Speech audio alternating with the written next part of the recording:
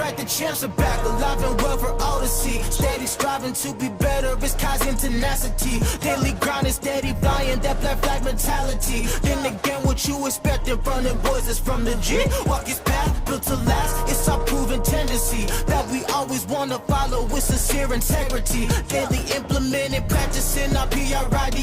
When we do it, then we do it to you conscientiously. We gonna bring an army and they gonna bring that pride. Never what but what we do is seeking him to be our guide. Ain't no mystery, our history won't tell you any lies. Cause this legacy we live in, we the yeah, Friday night spotlight, see the G, gotta be legacy already. Look around G-Town lockdown, you know we gotta rock. What it means, what it seems, what the dreams like, teams like, things you hear about to get. Bring a game, let the chains do the same, make it rain like. We're not pulling punches, points will come in bunches. Take you down to Juicy's and we'll show you where our lunch is. Century of grinding, looking you'll be finding him, yeah we them, just in case you need reminding. We some ballaholics, explode like we atomic. We eatin' till we make the future metabolic. Ride until we die with Buckeye pride, it's a must. Endless love from above and God we trust. We gonna bring an army and they gonna bring the pride. Never what but what we do is seeking him to be our guide. Ain't no mystery, our history won't tell you any lies. Cause this legacy we live in, we the Buckeyes.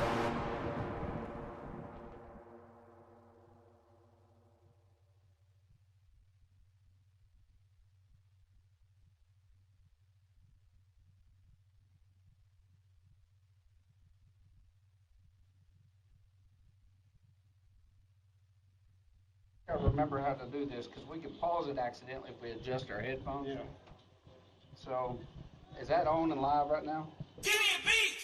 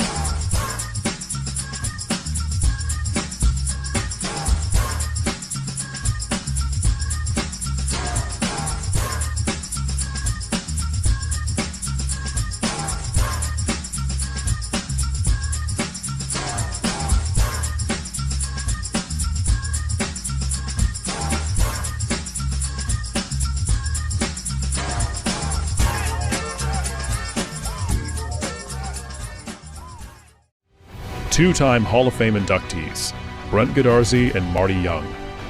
Back-to-back #1 trucking firm in the nation. Back-to-back best attorney and best law firm in East Texas.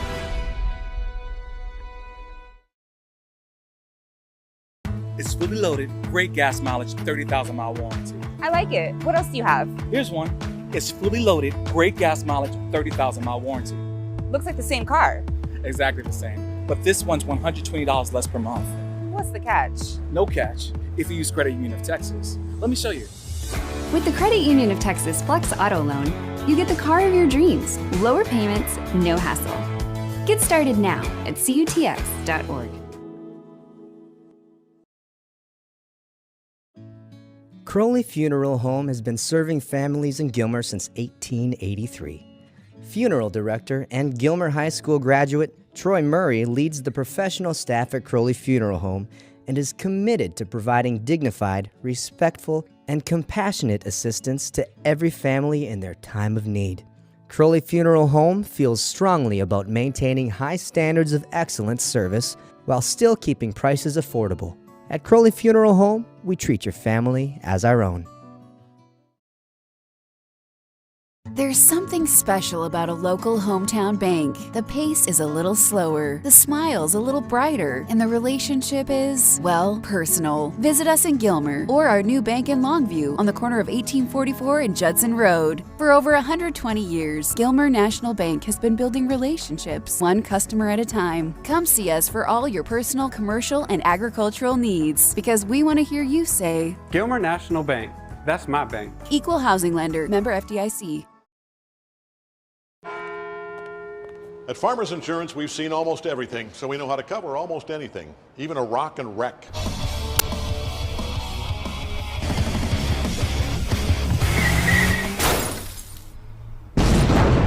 Yeah! He rocked and rolled right into it, but we covered it. At Farmers, we know a thing or two because we've seen a thing or two. We are farmers. Bum, bum, bum, bum, bum, bum.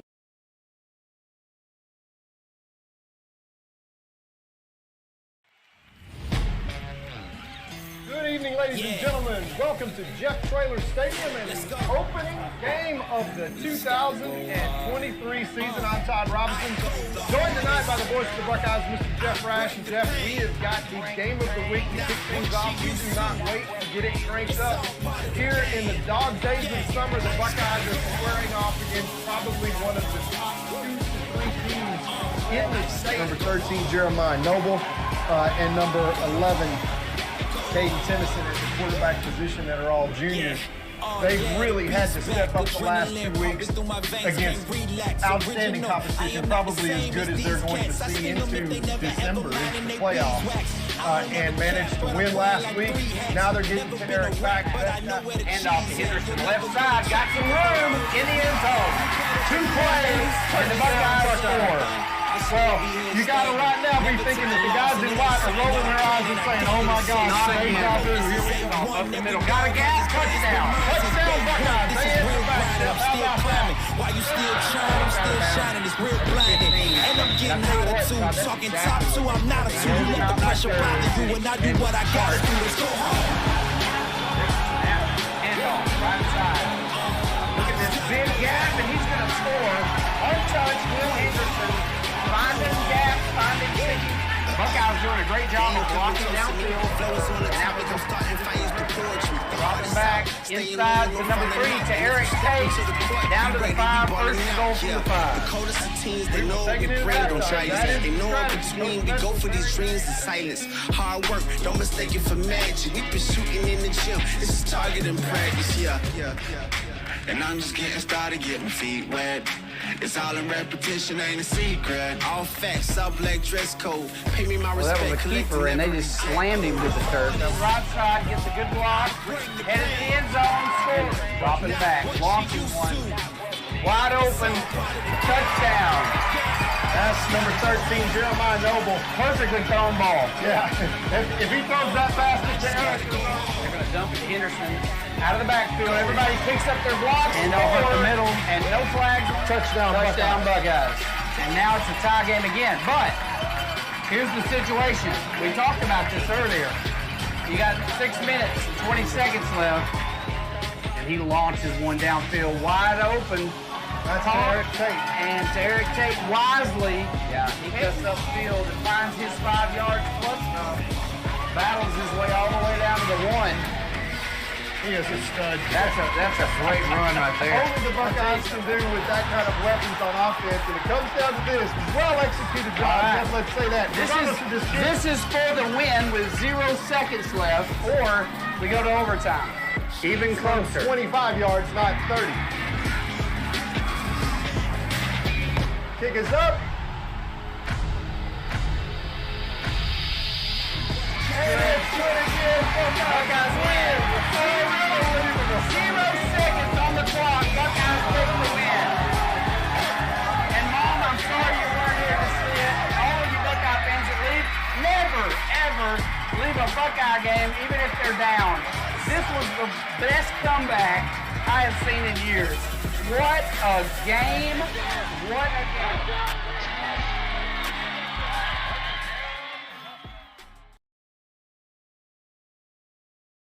Pine Tree Pirates Stadium and the kickoff of the 2025 Gilmer Buckeye Football season, it's finally here. August 29th. It's been circled on the calendar with a lot of Buckeye fans anxious to see this year's version of the Gilmer Buckeyes. It all starts tonight here in Pine Tree against the Pine Tree Pirates. Of course, the Buckeyes lost the opener last year to the Pine Tree Pirates in Jeff Traylor Stadium, kind of in the last second, really disappointed, and a lot of sand in the shoes for this group of Buckeyes. But a lot of kids from Pine Tree that played in last year's game are no longer here, and a lot of kids from Gilmer that did not play in last year's game are playing tonight. So, Jeff Rash, as we enter this stadium and the 2025 season, family is the motto. And Coach Traylor Coach Traylor, good luck basically tomorrow against the Texas A&M Aggies as well. I know that they're out there listening. We've got you on the brain. But Coach Metzel really got to figure out tonight, Jeff, who are these Gilmer Buckeyes in 2025? Lots of different types of personnel that we'll be talking about a whole lot. Certainly a way different team than last year. But that's why you stack these teams up, method to the madness, punch it above your weight class, and playing these big 4A Division I, 5A Division I and Division II teams in the first 5 games to try to figure out who you are, get ready for district. It's the same old in district. It's Pleasant Grove, it's Carthage, it's Gilmer, it's the Beast from Beast, Texas. And the objective is try to get to Thanksgiving and win in advance. So, Jeff, it's that time of year. It is my favorite time of year. Actually, it's most folks that live in Gilmer, it's their favorite time of year. I've had a lot of people around town, seeing them at restaurants and different places, asking how's the Buckeyes going to be. And to be honest with you, for the first time in 23 years that we've been doing this, I kind of said, I don't know, we'll find out together, because this is going to be unlike. This is going to be. Let me tell you what this is going to be like. This is going to be like 1989 is what I predict. You're going to see the Buckeyes running the football a lot this year. We don't have the same level of skill kid that we've had in the past. We've got some great skill kids, but just not what we've been used to seeing here in the last decade or so. But what we do have is something we never have, and that is enormous human beings. Yes, we do. We are the biggest team up front.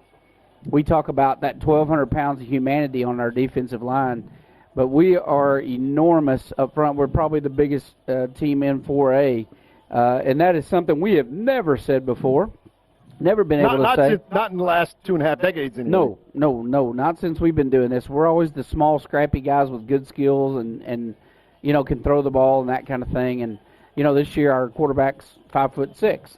And he's standing behind a line that we've never had before. That's, probably average is 6'3". But here's the thing, Jeff. Zay Taylor, the quarterback this year, could be 5'2" or 6'3". You wouldn't know the difference standing behind that line. Yeah, it is. It's going to be – so I don't even know how to predict. I know you predicted the score tonight to be 37-21.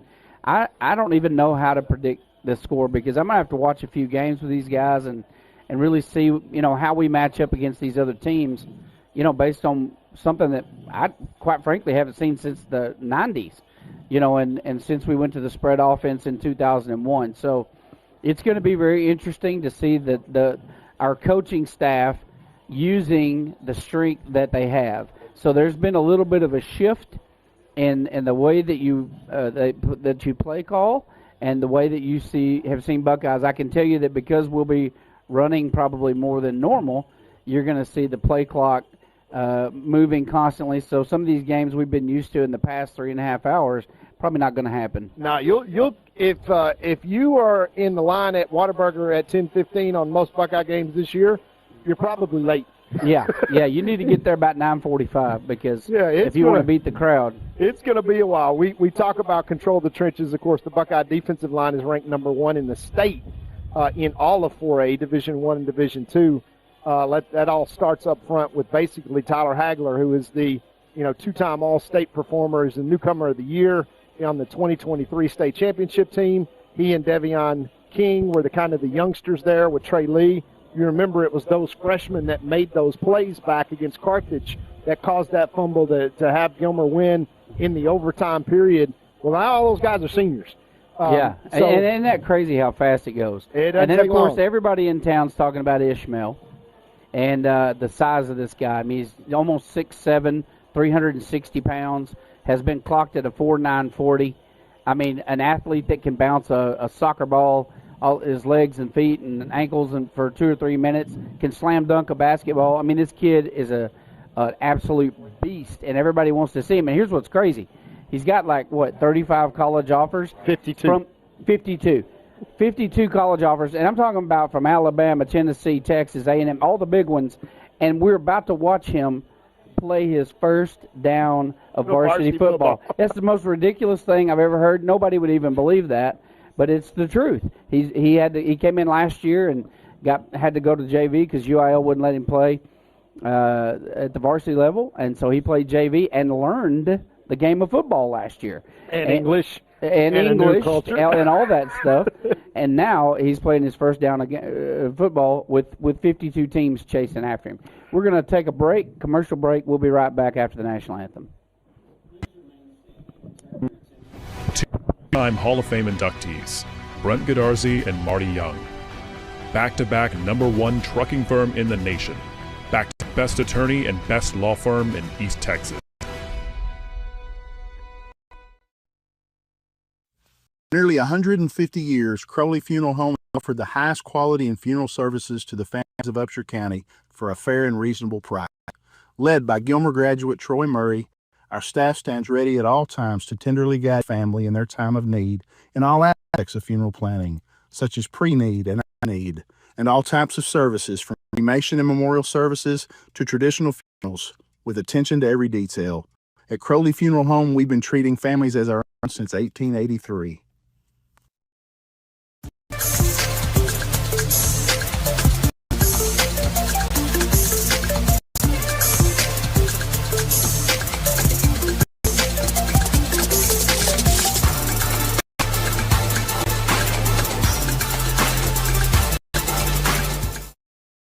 There's a real advantage to being a Gilmer National Bank customer.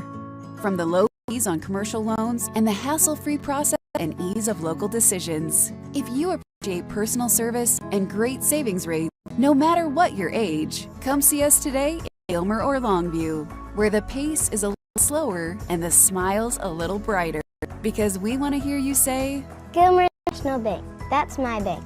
Gilmer National Bank, Equal Housing Lender, member FDIC.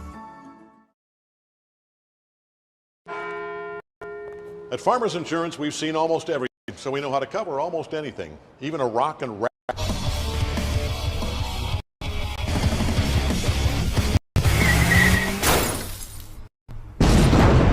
Yeah! He rocked and rolled right into it. We covered it. At Farmers, we know a thing or two because we've seen a thing or two. We are farmers. Bum, bum, bum, bum, bum.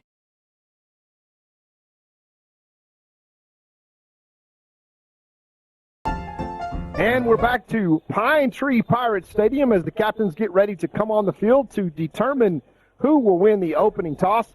And a couple of things we should talk about this year, Jeff, that are a little bit different in UIL. For the first time in history, Texas football has the 2-minute warning in high school. So we will have an extra timeout in the first half, an extra timeout in the second half. You know, Coach Metzel and I talked about that, and I kind of made the nonchalant comment because they're so good at clock management. Basically just saying, well, hey, that's probably not a really big deal. And then he reminded me, he said, just think, Todd, think back. I know you got a good memory.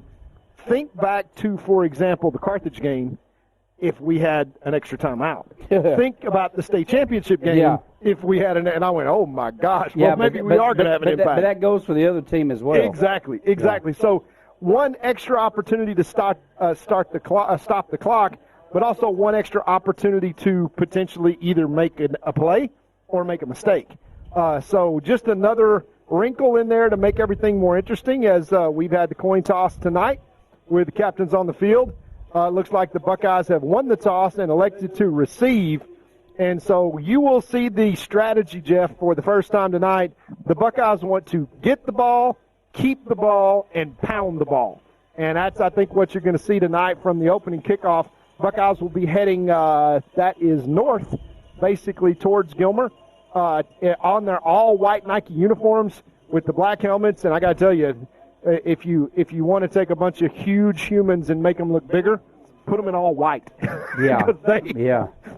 I know that the Pine Tree guys have heard all for a year now, how big Gilmer's going to be. But let's just talk about actually how big they are. At left tackle, as you mentioned, Ismail Kamara, 6'7", 300, and let's call it 40 pounds, 343 this morning. What Next was to he him, this morning? 343.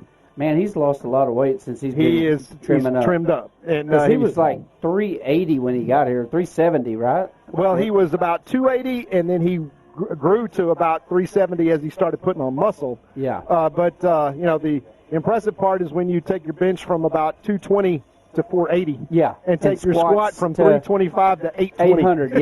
Yeah. That's. I mean, just to give you an idea, guys, he could walk into an NFL locker room and fit in really well. Right now.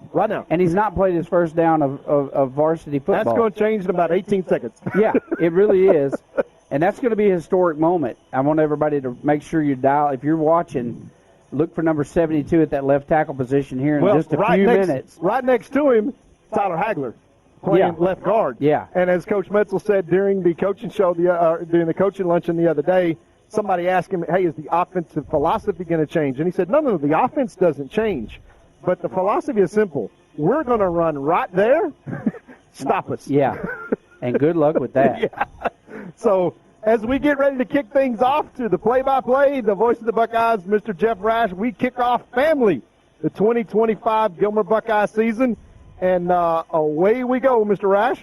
All right, here we go. Pine Tree Pirates set the kickoff to the Gilmer Buckeyes to open this 2025 Division II 4A contest. Here we go. They're going to kick it through the end zone, so that is going to bring it out to the 25-yard lines.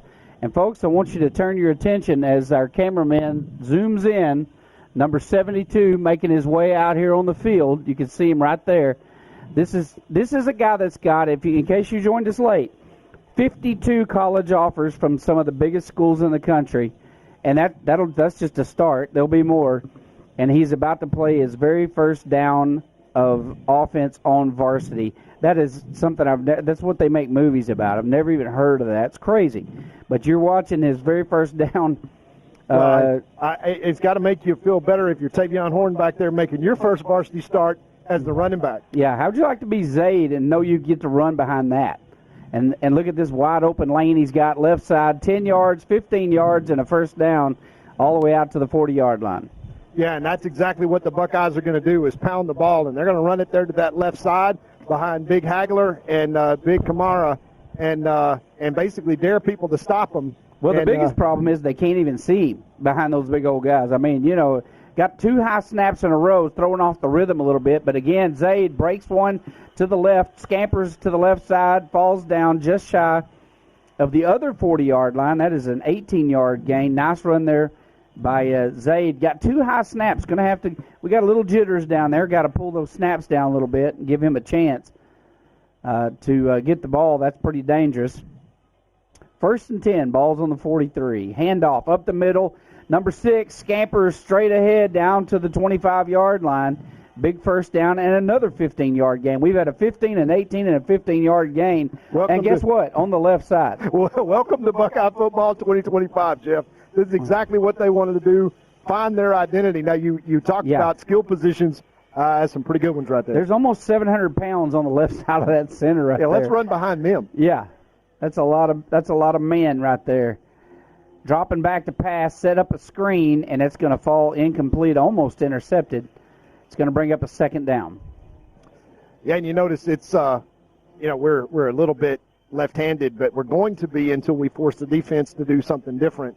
And that's going to be the offensive philosophy is go establish your strength and then force the defense to respond. Pine Tree, very vanilla 4-2. They try to keep everything in front of them to be very physical. And if you're the Gilmer Buckeyes, that's exactly what you want to see, especially in a first game. All right, here we go. Here's the set. Handoff, number 6, up the middle. And this time kind of right over the right side of the center. Going to be good for about 3 yards. Going to bring up 3rd and 7. I'm thinking quarterback scamper to left. Well, I'm thinking it's going to be 2-down territory here, no matter what. Yeah. As the Buckeyes going to find a way to run left. And look at that Hand hole, off Jeff. the 6, Look at left that hole. side, and he is headed to the 10 for another big first down. That was about a 12-yard run. And now 1st and 10 for the Buckeyes, knocking on the door. Here comes, whoop, got a penalty on the Buckeyes. Got a little bit overzealous on that right side. Number 71. Yeah, that's the young sophomore Van Songer.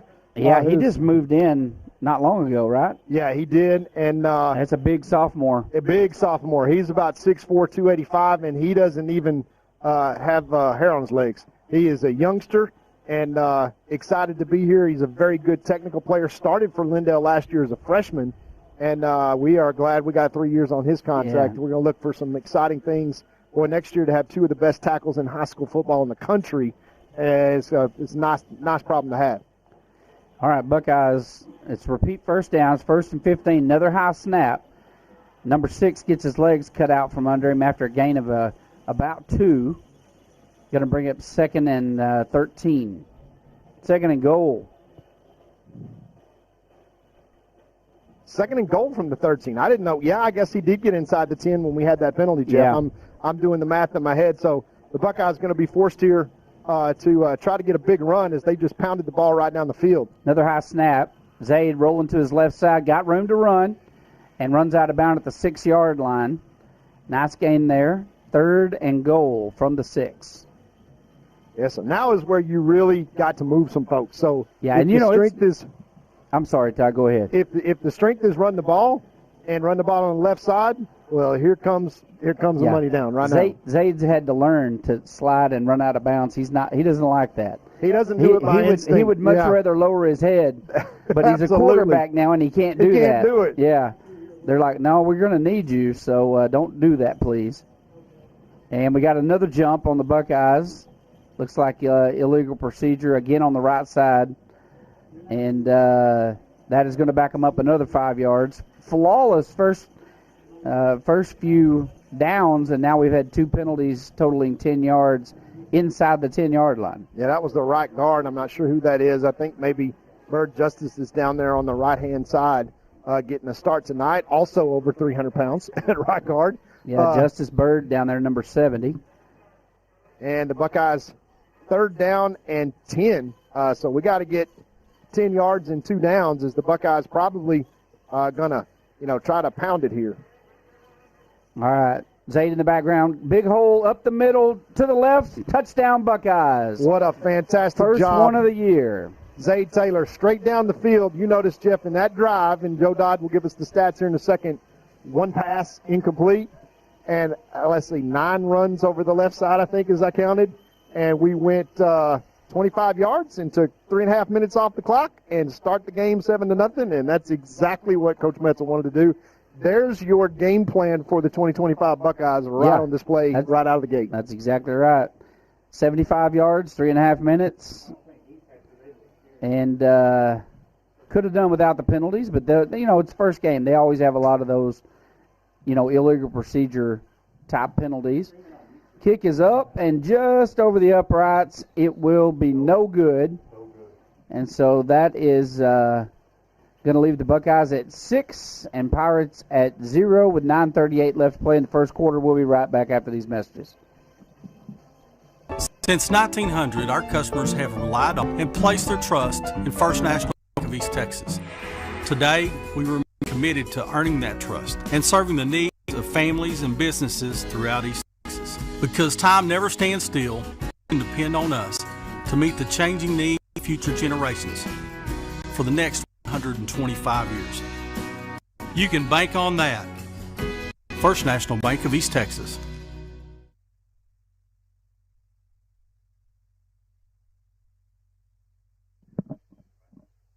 And back to the action here after the Buckeyes take the opening kickoff. Storm into the red zone. Have a couple of pre-snap penalties that kind of set them back, but on 3rd and goal from the 10-yard line, Zaid Taylor takes it over the left side for a touchdown, and the Buckeyes, after 2 minutes and 3 minutes and 22 seconds, lead 6-0. And that's just how you draw it up. If you're Coach Metzel, you want to come out, take the lead, establish the run, and I would say, boy, they did that pretty well in the first drive, Jeff. All right, here's the Buckeyes kickoff. High pooch kick, going to be fielded on the 21-yard line. Return back through the middle, one missed tackle, and then hit in the face at the 28. And so Pine Tree will take over in decent field position, 1st and 10 on their own 28. And Bobby in on that tackle. We will say Bobby quite often. It's Bobby Boucher. That's his nickname. Actually, we will call him by his regular name probably twice tonight, and then it's Bobby from now on. Big, talented linebacker on the other side of Jet Bates there on this defense. And you look down there, and number 44, Davion King, who had the knee injury last year, Jeff, is back. He had a great rehab. And, boy, the ability the Buckeyes have to just rotate huge guys that are talented. They're not just space fillers on the defensive line. Every one of those guys is an all-state candidate. They got 6 all-state candidates on the D-line. Let's see if they can disrupt here and get the Pirates going backwards. All right, they do a jet sweep to the right side, cuts back to the left side, and who else to make the first tackle but the basic captain of this defense, number 5, Jet Bates. You're going to hear that name a lot this year. Yeah, Jet and Trey Lee on the other side present a lot of problems. Those are 2 highly athletic defensive ends that are, what are you going to do? You're going to run at them because you're not going to run to the teeth of it? And those are our starting D tackles, and they may be the 4th and 5th best D linemen that we got, and you won't see those other guys until we get into 3rd and need it. But 2nd and 12 is exactly where the Buckeyes want to have Pine Tree. All right, this defensive line is going to give a lot of problems to a lot of teams. Little screen pass, they do complete it, but it goes nowhere as the Buckeyes swarm to the football aggressively and drive them back for yet another loss. And that is going to bring up, it looks like... This looks like a loss of 7. Yeah, it's a loss of at least 6 or 7, so that's going to back them up again. I think the coaching staff over there thought maybe that we had the ball or something, but they're going to back up the stick, and that is going to be going to change it to 3rd down. Yeah, so they should. Here's the luxury. Tyler Hagler, who played every snap of offense on that drive, comes in, fresh legs on 3rd down. Watch this, 54 in the middle. That is your all-state tackle. Here we go. There he is. Hagler in the face. And throws the ball up dangerously. And that is going to be 4th down, 4th and 17, and the Pirates are going to have to come out and punt.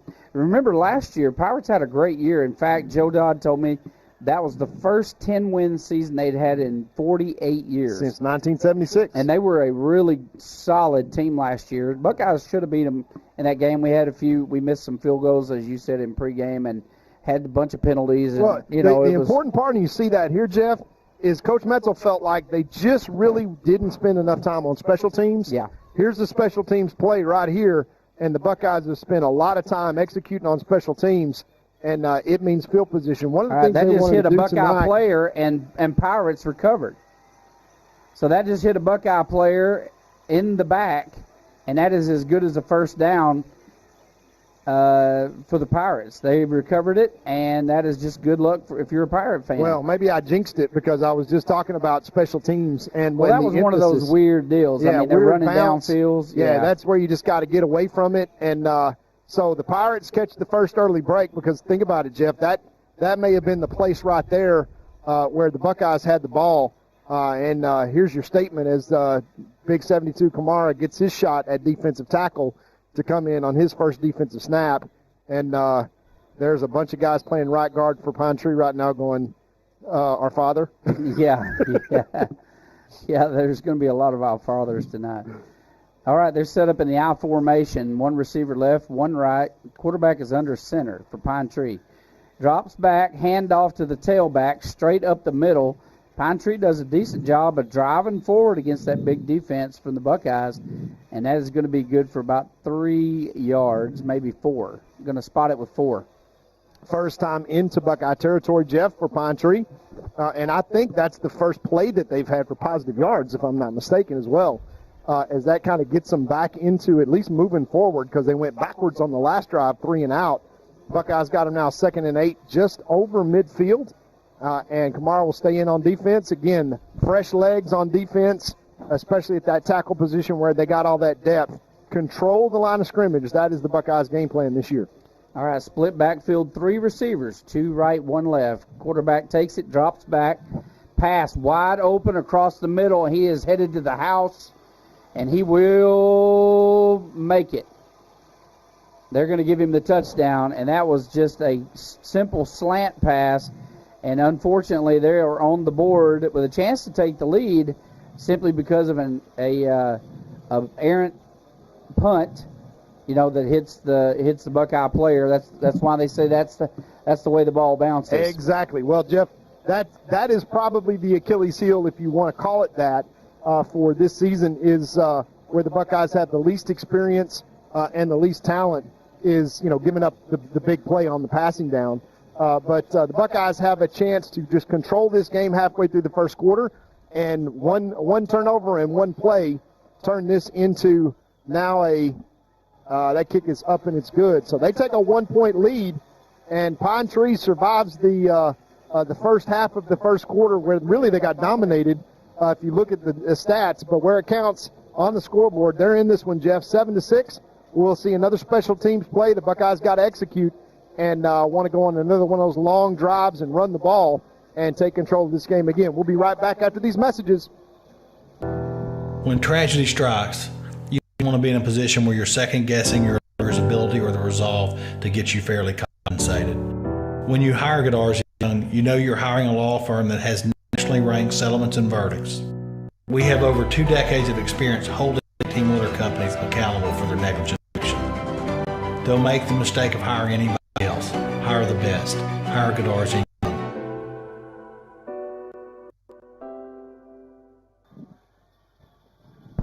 Back to the action here, folks, where the Pine Tree Pirates take their second possession, 3 plays for 49 yards after the turnover.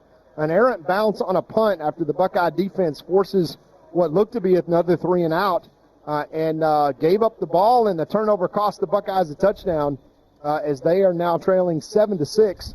And that is really the Achilles heel when you're playing like the Buckeyes want to play and control the line of scrimmage, Jeff, is you can't give up the big play and you can't have turnovers. You saw 2 things happen, a turnover and a big play, and a dominant performance for the first half of the first quarter here by the Buckeyes on the offense and on defense suddenly turns into a 7-6 deficit just because turnover and big play. So let's see if the Buckeyes can maybe get one back and correct this, claw momentum back, and go on another long drive. We know one thing's for sure, Jeff. Pine Tree has a good kicker. He kicked the last one in the end zone. Yeah, and he's going to do it again. He's going to kick it. It's going to be fielded this time on the 5-yard line. Return straight up the middle, and he's going to get out to about the 25-yard line. And so Buckeyes take over once again. Same place, 1st and 10 on their own 25-yard line.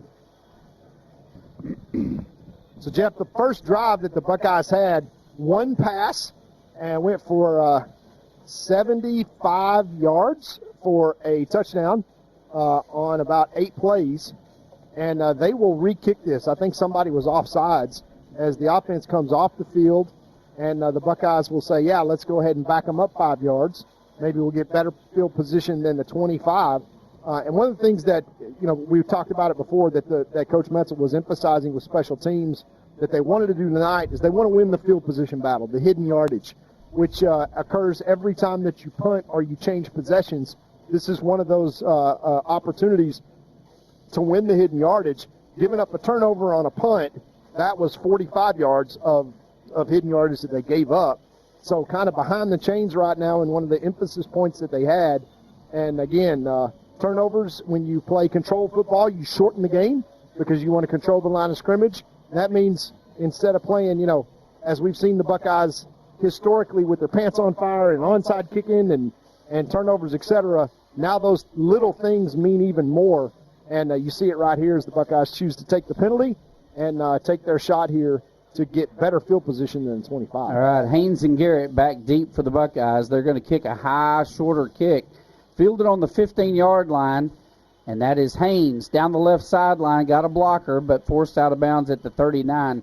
So that was a wise decision by the Buckeyes coaching staff to make them re-kick that ball. 15 yards. 15 yards. Well, that was about what the average running play was in the first drive, Jeff. It's about 15 yards a carry, and that big offensive line will come out again and try to assert their will on this 4-2 front from Pine Tree. And they had a lot of success last year, 2 rounds deep in the playoffs. We said at the time, boy, this is a good Pine Tree team. A little bit different tonight, but these Pine Tree guys are in this ball game. All right, another high snap, handoff number 6 up the middle, and good for 10 yards and a first down. Buckeyes move the chain once again. They're going to have to really work on pulling that snap down. You know, his target's not quite as tall as it's been in the past. No. Well, you'll take it as long as Zayden has got that athletic ability to go snag it. And when you can move the chains and it's first down, it's not a bad problem to have. Yeah, the biggest problem you have is it throws the timing of the play off. See, there's another one right there. He pulls it down quickly. Hand off to number 6. Big broken tackle there as number 6 just powers his way through there. That's Tavion Home. And he just knocks the defender over and picks up another first down. But that was a great run. Yeah, no, well, here come the Buckeyes right down your throat. And that's exactly what they want to do.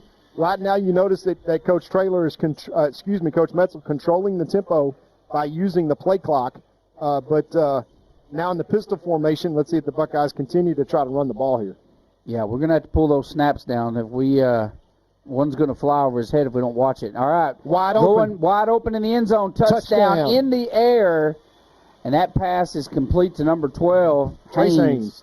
Great play by Trace. Trace, you remember last year, Todd, was an excellent receiver. And young receiver. He is a senior now, and we're expecting big things from him. Well, and you just answered the question, can our quarterback throw the ball? Oh, he can throw the ball. But to your point, rolling out, right? He's got to roll out. You respect the run. You suck those safeties down into the box. You throw right over the top of them. The Buckeye offense, right where they want them. And that is a one pass on that drive that happens to be a 50-yard touchdown.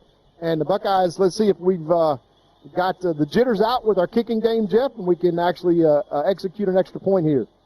All right, nope, another one no good. And I think this time it's on the hold. Looks like they had, I don't know if that was a bad snap or what, but it looked like the ball rolled to the holder. Either way, it didn't get set. We're not going to hold the kicker responsible for that one. Buckeyes go up on top, 12-7. Going to have to get these extra points in here. 5:45 left to play. We'll be right back. It's gonna be alright. How can you tell? The feeling in my heart. It's gonna be okay. Juicy Burgers, serving you for over 40 years.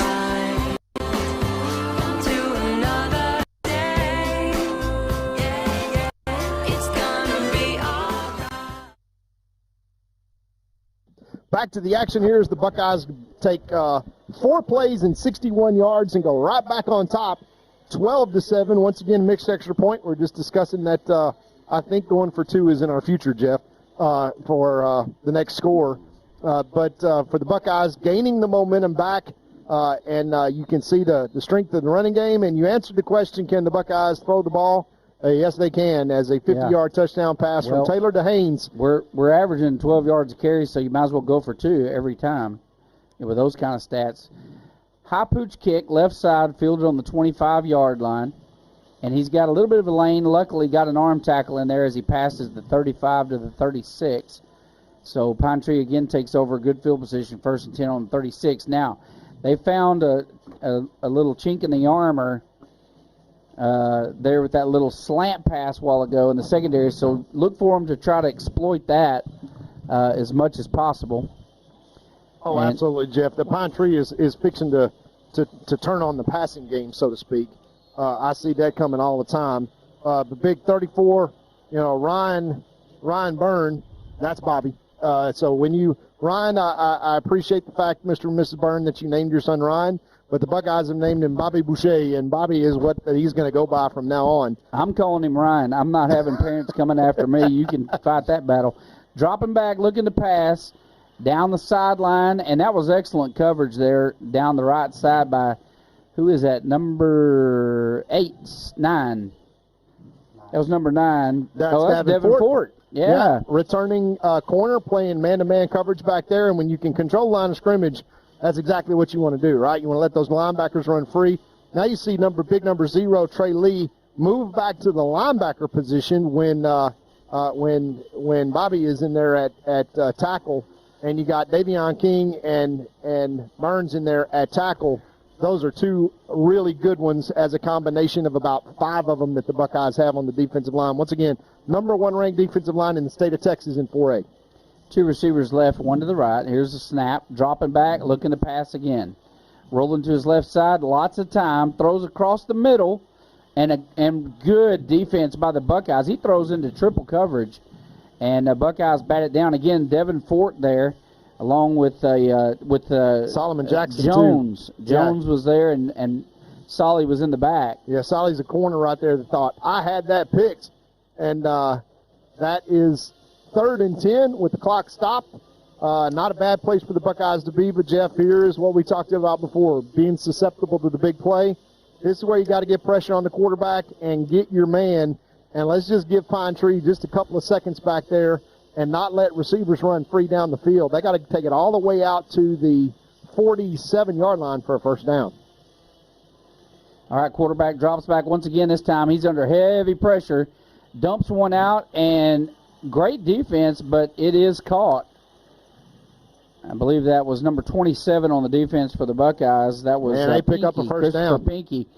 And that was just a good heads-up play by the quarterback because he basically should have been sacked right there. Yeah, the Buckeye defense and pressure. He steps up, and we got a little bit out of control thinking, it's exciting in first game of the year, and you think you're going to get a sack on the quarterback with his back turned. He felt that pressure and stepped up, and that may be the thing that the Buckeye defense will be challenged with all year long, is a quarterback that is elusive and can deliver the football under pressure. And so far, the Pine Tree quarterback is exactly that. Handoff to the right side, and he is brought down by Jet Bates after a gain of 2. And who's checking in to the middle up there is big number 54, Big Hagler. And when you what can is check, Hagler weighing in at? 318. 318. Just a little fella. Just a little dude. Little fella. When you weigh 318 and you're the fourth biggest kid on your team, you probably are either in the SEC or you're on the Gilmer Buckeyes. All right, here we go. 2nd and 8 for the Pine Tree Pirates, trying to keep this drive alive. They're on the 49 of the Buckeyes, and they are going to take a timeout and talk it over, and as they do, we'll take a timeout and be right back. Texas Heritage National Bank would like to invite the Buckeye Nation to visit our new full-service bank in Gilmer. We are conveniently located on Highway 271 and Redbud Street with a brand new facility ready to serve our friends and neighbors. We offer competitive rates on all of our deposit products, as well as some great options for business financing to help your business grow from 5 employees to 500 employees. Texas Heritage National Bank would also like to take time to thank all of the teachers, administration, and school board for investing in the future of our kiddos. We would also like to wish all of the student athletes a wonderful and safe year. Come see us. No joke.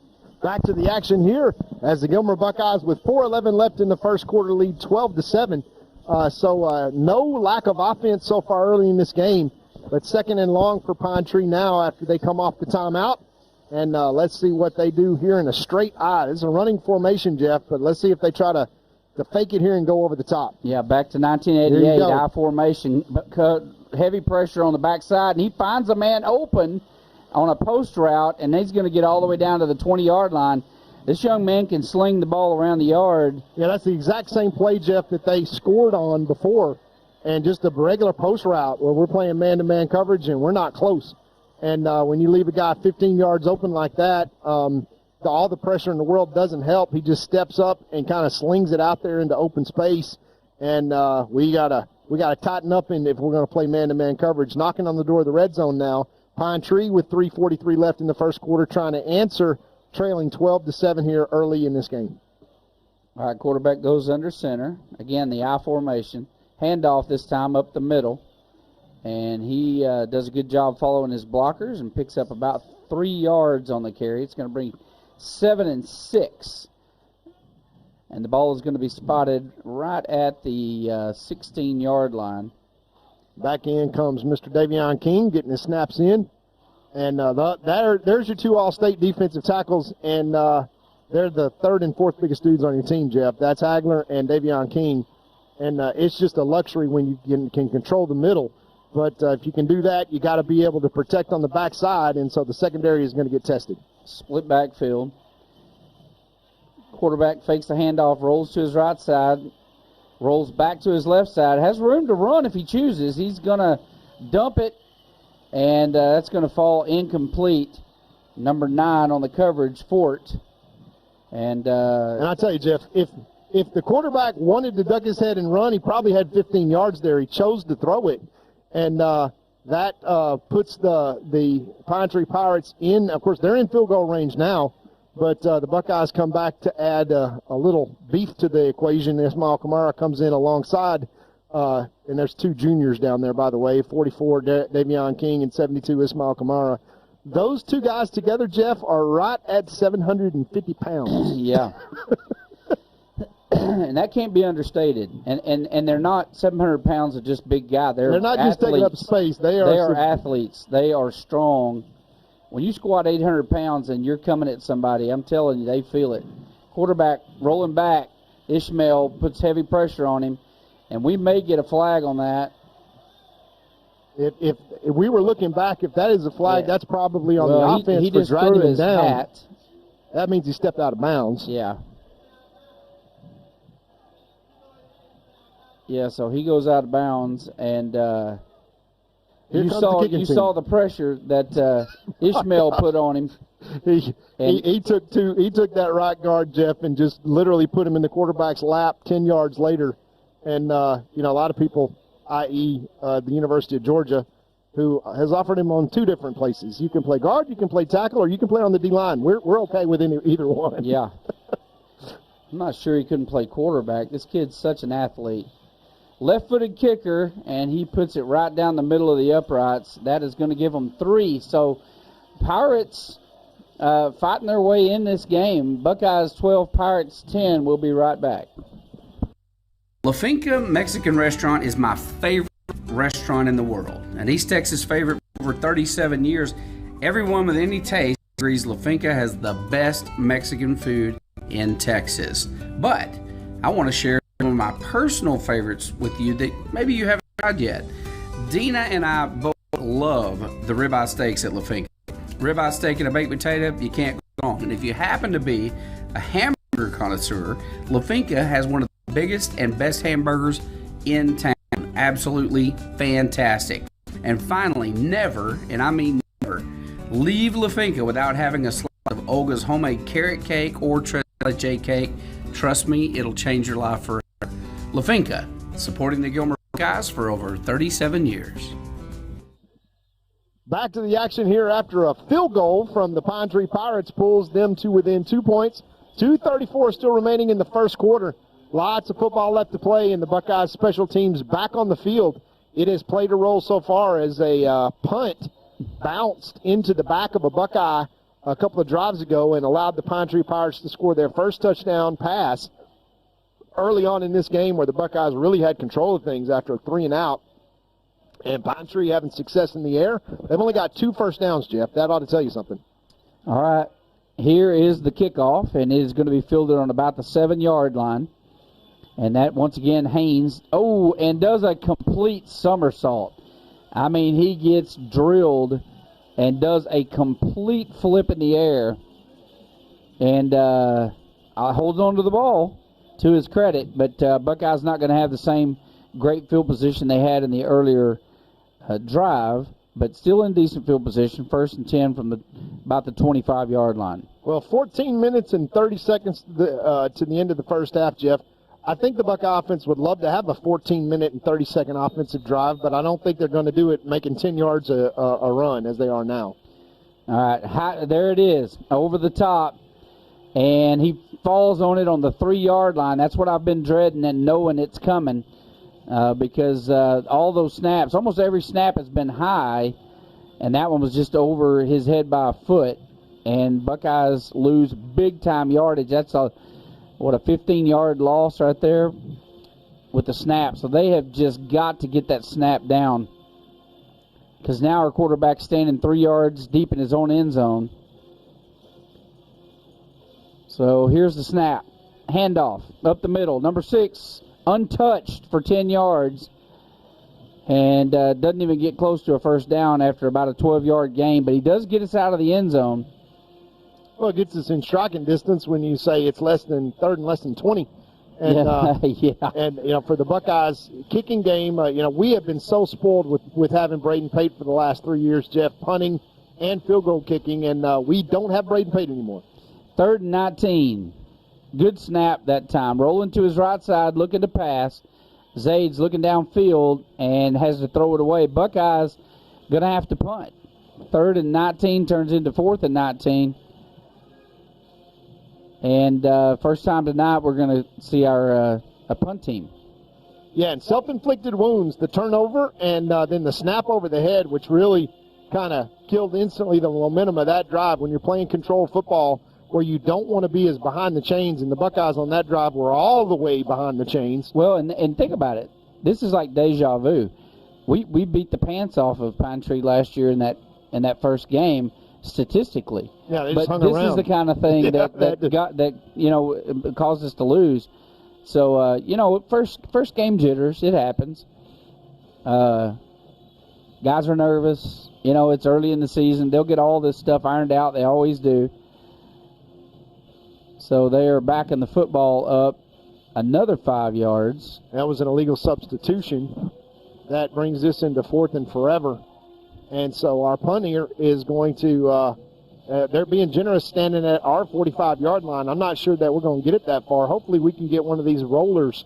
All those big offensive linemen are the protecting back there. Yeah, so they're guaranteed good field position. That was almost blocked. I mean, he came from that left side almost completely untouched. He gets it out to the 46-yard line of the Buckeyes. So fantastic field position for Pine Tree as the Buckeyes struggling a little bit there with the snaps.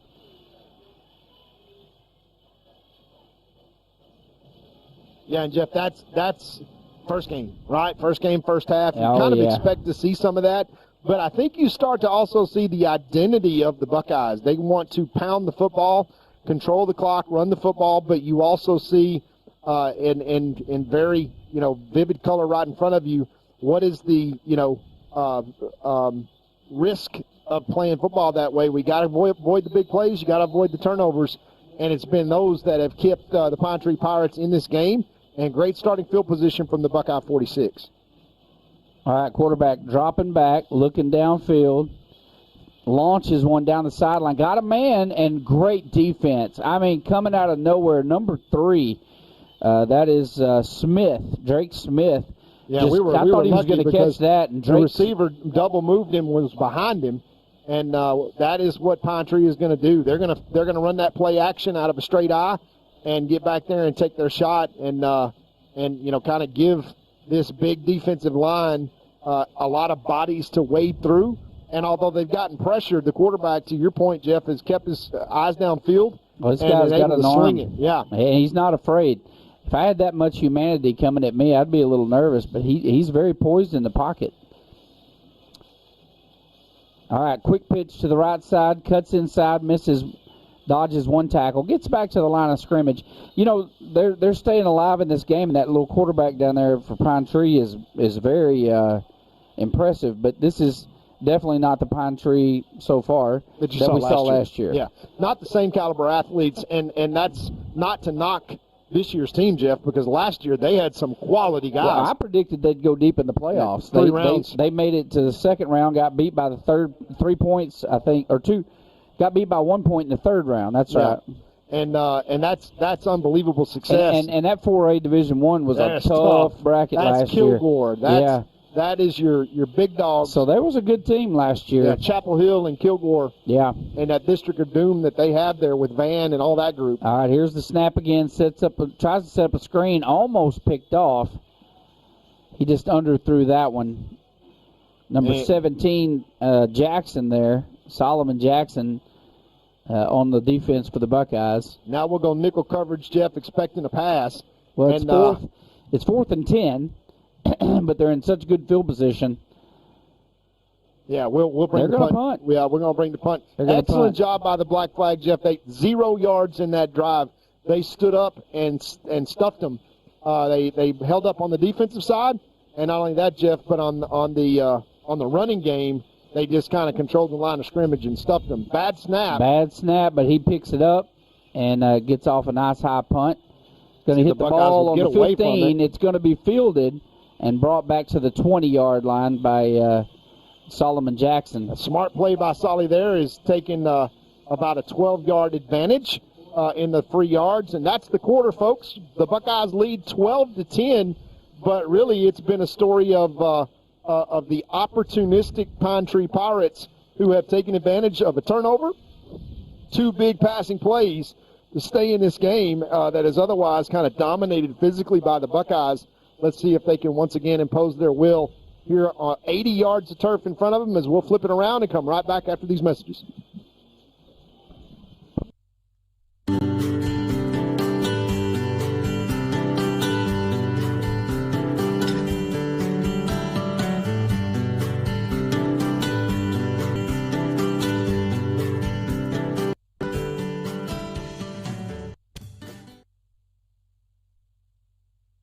Brad Burkhalter and Gary Vestal are your Gilmer Edward Jones financial advisors. We're all about financial investment, but we also value the investments of time, patience, and encouragement our young athletes receive from their coaches, teachers, and mentors. That's why Chad and Gary are proud sponsors of our state champion Gilmer Buckeyes. Call 843-2023 or 843-57. All right, here's the snap, handoff up the middle, bounces out to the right side, trips up a little bit, but not until getting the first down. It's an 11-yard carry up the middle, and that has just been automatic tonight so far, Todd. Bread and butter behind that huge offensive line, just moving people out of the way, and then Horn and Zay Taylor back there, a pretty dangerous duo, 1-2. They go empty set here and are going to stretch out Pine Tree, and then they're going to shift back into that running formation, so expect more of the same. All right, here's the snap, handoff once again, right side, big hole, and gain of about 7, maybe 8 yards on that carry. You know what the magic words for this offense are, Jeff? 2nd and 3. That's exactly where they want to be, and when you can pound the ball like they have and control the clock, and you notice right now they're taking their sweet time, getting the play in. There's a stop here, and I think it's an injured player for Pine Tree. And let's see, they blow this whistle back. Yeah, you know, Buckeyes normally, you think about the last 20 years or so, we go fast, we play fast, and we try to get 60 offensive plays in every game. This is just a different deal. And that was a handoff that was well defended by the Pirates. That was intended to be a little sweep play there. I believe that was handed off to number 1. Is that right? Yeah, it's Hector. That's his Hector. First time in the backfield tonight. Yeah, once again on 3rd and 3, Jeff, the Buckeyes will try to pound the ball here, but if they don't get it, I don't think it makes a difference. All right, handoff to Hector again, up the middle, and Hector fights his way forward, gets the first down. Gain of about 8 yards on the carry. And this is where you see the depth as well, Jeff, in terms of the running backs back there. You go from Horn, who is just basically a freight train, to a jitterbug. You got a F-16 jet back there now with Hector able to change directions. Still big offensive line, but good luck finding either one of those guys back there. We got offsides and lucky because that was a snap over the head once again of Taylor.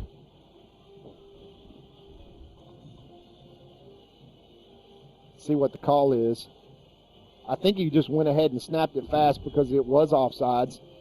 I think that will go against Pine Tree. Yeah, and that'll be a 5-yard freebie, and it'll be 1st and 5. What's better than 2nd and 3? 1st and 5. Yeah, we'll take that.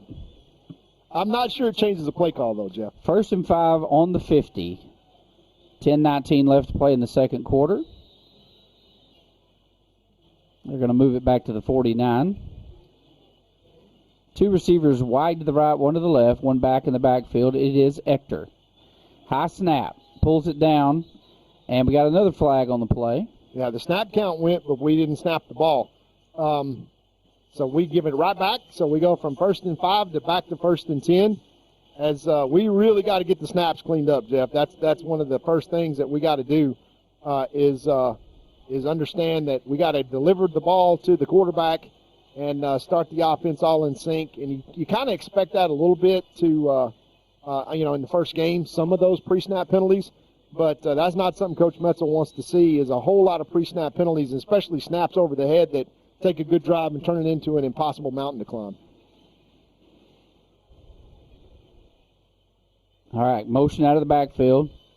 And that was supposed to be up the middle. There's nothing there, and Taylor pulls it down and tries to get around the end. Gets back to the line of scrimmage, but there was just nothing there. And that's going to bring up 2nd and 10. Yeah, I think that was a broken play, too. I'm not sure. I have to go back and watch the film and see what happened on that play. But it looked like he put a guy in motion and didn't really expect the snap, and maybe that guy in motion was the guy that was supposed to get the ball. They did good. You see Zaid and his natural running ability takes a 3 to 5 yard loss there and turns it into a no gain. And 2nd and 10, not where the Buckeyes want to be, but now they go empty into a passing set. All right, we got motion coming back into the backfield. Taylor drops back. Quick pass out to the left side, and what really shouldn't have been much turned into something. Great run there by number 18. That's Gage Trostbach, the young sophomore, and he's run that a time or two. He just waited for Big 72 to come a little road grade for him and ran right off his hip, and it just turned into open green grass there as that screen pass is designed for Big Kamara to go kick out the corner. And when he got there, Gage just kind of went right off his hip and turned that into a first down. Gage Trostbach will be a huge weapon for the Buckeyes going forward. All right, number 2 pulls it down, wants to run, nowhere to go. A lot of Pirates at home, so he is going to probably maybe lose a yard on that one. Going to bring up 2nd and 11. That's not good, as we got Zay Taylor down on the play. Yeah, I think that was supposed to be a draw. He drops back like he's going to pass, immediately pulled it down, and all the Pirates stayed home, and so Taylor got stung pretty good. Yeah, he'll go out for a play. Yeah, he's running off just fine. He got his bell rung a little bit, so we'll have a backup quarterback come in for Let's this see if next we play. take a timeout here, Jeff, or if we bring Carter Johnson in. No, I think they'll bring in. Carter Johnson and they'll bring Carter in there. They're going to do very capable quarterback. Yeah, they'll hand that off number 6, right side, left side. Horns back in the game. In the backfield. 2nd and 12 from the Pine Tree 40. 8:25, and you see the Buckeyes eating the clock here. All right, Johnson, the quarterback now. Hands off left side, number 6. And we pick up about 3 yards on that one. That's going to bring up 2nd and 8.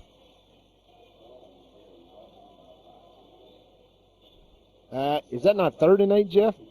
That'll be 3rd and 8, yeah, right? 3rd and 8. I apologize. So 3rd and 8. 4-down territory here, most likely for the Buckeyes. And Zay Taylor comes back in the game after just being one play. No, I'm sorry. That's Carter Johnson still in the game. So they're checking out Zayd over there on the other side. 3rd and 8. Let's see if the Buckeyes keep it on the ground or put it in the air. They're going to hand off once again, number 6, up the middle. He's good for another 3 yards, so that's going to bring up 4th and 5. And I'll tell you what's not going to happen here, Jeff, is a 51-yard field goal. No. That's what's not going to happen. Yeah. No, this will be. We may see Coach Metzel take a timeout here and talk about it. The offense still on the field. He's running the clock down, the play clock down to 20 now. Yeah. See if we signal it in or if we take a timeout and see if Taylor's ready to come back in the game. Yeah, he's just buying time right now to give Taylor a minute to get back in the game. He's going to wait till that clock gets to 2 seconds and call a timeout. There he goes. And we got a timeout, and we'll take a timeout as well. 6:57 left in the first half. Buckeyes clinging to a 12-10 lead, driving. Big 4th down play here to come. We'll be right back to see what happens after these messages.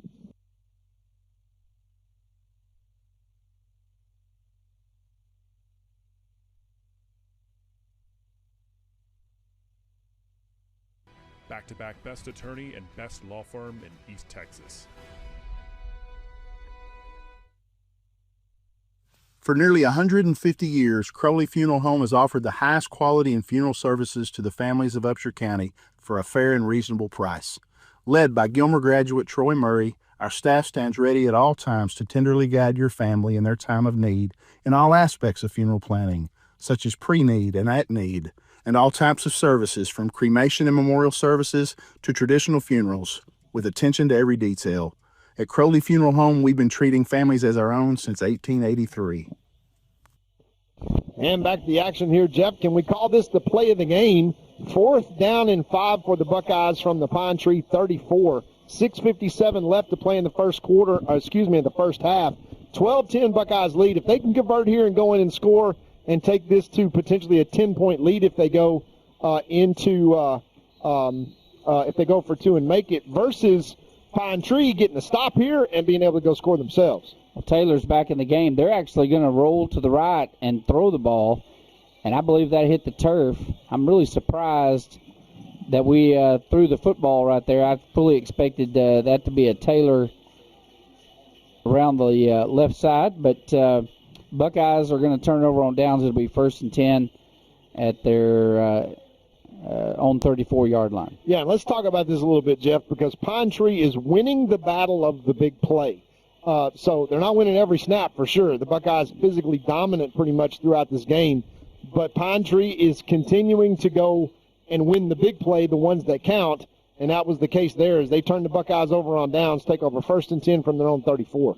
Okay, they fake the handoff, dump one over the middle, and again, well defended there by the Buckeyes. Number 27 on the defense for the Buckeyes. That is We got a flag right at the end of that play, and you had a Buckeye that was down, and I'm not sure if that was a taunting call or what that's going to be, but it would be hard to believe that call is against the Buckeyes. I think that's going to be stepped way back after an incomplete pass and turn 2nd and 10 into probably 2nd and 25. Let's see what the call is, because usually that is a personal foul. Unsportsmanlike conduct, it's against Gilmer, of course. So that's going to turn it into a 1st down with a 15-yard penalty, and that will make Coach Metzel a lot less than happy, as that was probably some kind of taunting call. I didn't see who that was against. Well, that moves the ball all the way to midfield, yeah, automatic 1st down. That's a free play, and you can play good defense, but if you don't play good football, then you're handing the team that's playing against you a big gift, and that is a gift to the Pine Tree Pirates. All right, here's the snap. They hand off up the middle. Got a running lane, bounces out to the left side, and caught from behind by number 34 for the Buckeyes. That is Bloom. So, Jeff, let's go back to that 4th down play, that 4th down and 5 where we talked about here's a huge play in the game that could swing one way, give the Buckeyes the momentum to go potentially take a 10-point lead, and instead Pine Tree stands up. The next play is an unsportsmanlike conduct to give them 15 yards. Then they get a 3rd down and manageable now, and probably in 4-down territory. Now we get into the situation where Pine Tree gets into a big play opportunity. Oh, it's 2nd and 3, and that's right where Pine Tree wants to be. Handoff up the middle once again, and he is met by a wall and forced back, but does pick up, looks like a yard or 2. Maybe just short of a 1st down, Jeff. 3rd down and maybe half a yard. Looks that way. Yeah, eerily familiar to last year. Just new, first game jitters, a lot of mistakes, a lot of penalties, missed opportunities, two missed field goals, just like last year. And so these are the things you have to go back and work on. And the Buckeyes do that so masterfully. 3rd and short. The Buckeyes need to get penetration here. They're probably in 4-down territory inside the 45, and maybe even look for a quarterback keeper here. Handoff once again left side, and he easily picks up the 1st down as he just finds a hole and picks up a good 8 yards on that carry. When you think about it, Jeff, look at the momentum you've got now. Pine Tree, with 5 minutes left in this first half, going to limit the Buckeyes to snaps to have the ball last. But the Buckeyes got to find a way to defend now in 5 minutes with a running clock inside their own territory here, probably 4-down territory.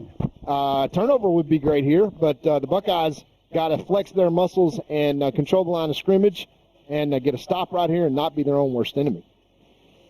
All right, quarterback goes to the shotgun. Here's the snap. Drops back, rolls to his right. Got time, throws it up, and it's going to be almost intercepted right into the hands of number 4. Slapping the hands of Garrett. And he just drops it, and that would have been huge as he would have got a big return. Yeah, and then given talk about it, Jeff. The big play. Yeah. Right there, Pine Tree dodges the bullet where the Buckeyes kind of can't catch a break here in the first half. There's been really 5 big plays, and so far Pine Tree has made every one of those plays, and the Buckeyes miss opportunities just like that one that hit us right in the hands. And those are the ones that you got to really concentrate and come up with. Otherwise, you let the other team stay in the game. The longer Pine Tree stays in this, Jeff, the more interesting it gets because the Buckeyes have dominated, but not the big play. All right, quick pass out to the right side. And Buckeyes do a good job swarming to it. He gets out to the 30-yard line. That's about a 3-yard gain. Yeah, big number 0, Trey Lee, comes off his linebacker side and stops that one for about a 2-yard gain. And now it is 3rd down and 8. But once again, Jeff, it's probably 4-down territory. So the Buckeyes either need an incomplete pass here that stops the clock with 4 minutes left would probably be really good, or we need to, create a turnover. But we won't let them get within 4th and 2 here because then they're going to go for it. 3rd and 7, ball's on the 30. 2 wide outs to the left side, 1 to the right, 1 back in the backfield. Quarterback in the shotgun. 3rd and 7. They hand it off, and he does a good job getting forward, maybe a couple of yards, and that's going to bring up 4th and about 3, 4th and 4. For Pine Tree, so this will be interesting to see what they do. Yeah, here comes the pass play, and here comes Ismail Kamara. So this one is one of those spots where you say, okay, we got to have a big play, and the Buckeyes load both barrels. Let's see if they try to kick it from here, Jeff, or if they're going to punt it. Yeah, they got the kicker. They got the a left-handed kicker is in. Yeah, he Yeah. was getting this one, and this is going to be a 45-yard try, and let's see if the Buckeyes can find a way to get a block or a stop here because they'll take the lead if they hit this field goal. Well, they got some faith in this guy. They block it, and you got Trey Lee. Trey Lee's got it, and a whole wall. He's got a wall. If he can cut back and get down that sideline, he may take this one all the way back. He is running out of gas, but he got it. Trey Lee. He gets it back. That's going to be that is a 65-yard punt block, and shades of the China Spring State Championship game towards the end of the half, where China Spring blocks one and gets it all the way back. Trey Lee. He ran out He of was gas. like, "Can I take a water break?" Where, he's seen on the marathon runners, they get the little table with the water. He was looking for the table. Somebody passed me a wet, cold sponge where I could sponge down while He's going to have to suck on oxygen for the next 5 minutes. He's so glad that there's 2 minutes and 32 seconds left to play in this half. Well, the Buckeyes take an 18-10 lead. There's your big play, Jeff, and the opportunity to take this to a 10-point lead. But let's see if the Buckeyes don't go for 2 here. Yeah, they're going to got to go gate. for 2. Why wouldn't you go for 2? I mean, I'd still go for 2. They're lining up to kick. I guess they want to practice this as well. 2:32 left to play in the game, and that was awesome. Good snap, good hold, and this time it is right through the uprights. They got it down got now. It going. 19-10, Buckeyes lead with 2:32. Now, Jeff, let's keep it here for a second. Shades of Jeff Traylor here, where we onside kick it and try to get a quickie. If you trust your defense to be able to hold with 2:32 left, or do you kick it deep and try to use your timeouts? And remember, Jeff, 2-minute warning, new rule in UIL. So we've actually got 4 timeouts here. Well, it says 3. So 3 opportunities to stop the clock. I think probably Coach Metzel kicks it deep here, uses the 2-minute warning, uses his timeouts, and trusts that defense to say, hey, guys, let's go 3 and out, and let's take a possible 3-touchdown lead or 3-score lead in at halftime as the Buckeyes. And I think actually Ismail Kamara, I got to go back and watch the film, block that extra point or block that field goal. At 45 yards, you got to think it's coming off pretty in a shallow angle to try to get depth. But when you stand up in your 6'7", you can end that shallow angle pretty quick. Well, I'm going to tell you something. You were talking about how we were getting skunked 5-0 in the big play category. I got one back. The biggest play of the game so far. By far. That's hilarious. You know how everybody that's ever run a quarter mile, you run that race, you know that last 60 yards, how you're just dying. That was Trey Lee that last 12 yards. The elephant jumped on Trey's back about the 40, and he got two blocks. Well, you know, he wears a size 17 shoe. I mean, that's like picking up Ronald McDonald's shoes, trying to pick them up and put them down in front of each other. Here's the kickoff. It is a high pooch kick, short, going to be fielded on the 27-yard line, and he's going to be tackled on the 33. So now it's going to be up to the Buckeye defense with 2:26 left, Jeff. And remember, all three plays can be stopped here. They can use both timeouts and use the 2-minute warning and have 2 minutes to have the ball back, but you got to stop them first. And that dreaded big play, you got to stop the big play. So interesting now to see what the coaching staff for Pine Tree does. Do they try to attack here and score, or do they try to play it safe? Oh yeah, no, they're gonna attack right here. 2:26. I mean, there's 2:26 left to play in this first half, but I guarantee you this is going to take 10 or 12 minutes to get this last 2 minutes off the clock. Yeah, and Jeff, Coach Rob tells us quarterback's 1 out of his last 8 for 2 yards. So passing the ball for his last couple for this last quarter, it's been a no-go for the Pirates' no-fly zone. Well, some of that is just good coverage in the secondary of the Buckeyes. And he's going to put one up in the air, and that is blown dead. They have a illegal procedure. Illegal procedure against Pine Tree, back them up 5 yards. So a little bit of momentum, a little bit of the luck shifting back toward the Buckeyes sideline instead of all being on Pine Tree's side.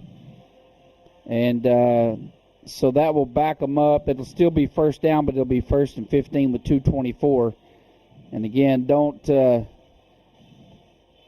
if you want to go to the restroom at home, you might as well go. This is going to take 10 minutes for this next 2 minutes. Yeah, I think you're probably right. We're gonna see a lot of clock stoppage here, and it'd be interesting because if Pine Tree puts it in the air and it's an incomplete pass, they've called their own timeout. All right, here's the snap. Drops back. Got some pressure. Throws downfield, incomplete. Timeout. So the clock stops, and now I think maybe Pine Tree looks up there and goes, well, what are we doing here? Because now you've got to throw the ball on 2nd and long, so the Buckeyes know what they're going to do. With that big defensive line, they can lay their ears back and come back and try to get pressure. And once again, the Buckeyes 2 timeouts left in the 2-minute warning. If we don't have another big play, we are going to see the Buckeyes get the ball back once more. Yeah, this quarterback doesn't mind throwing into traffic. Don't underestimate a interception right here, because he will throw it into some dangerous territory. Handoff left side, and running back is drugged down after a gain of 3. Yeah, the Buckeyes will milk this all the way down to the 2-minute warning, and we'll have 3rd down and 12. Austin Blakely first on the time stop that you'll for the see the stop. Wait, there's 2-minute warning, and they will take it back to 2 minutes left in this half. A new UIL rule that comes into play, and the 2-minute warning will stop the clock. So, Jeff, we'll have that timeout and come right back after these messages.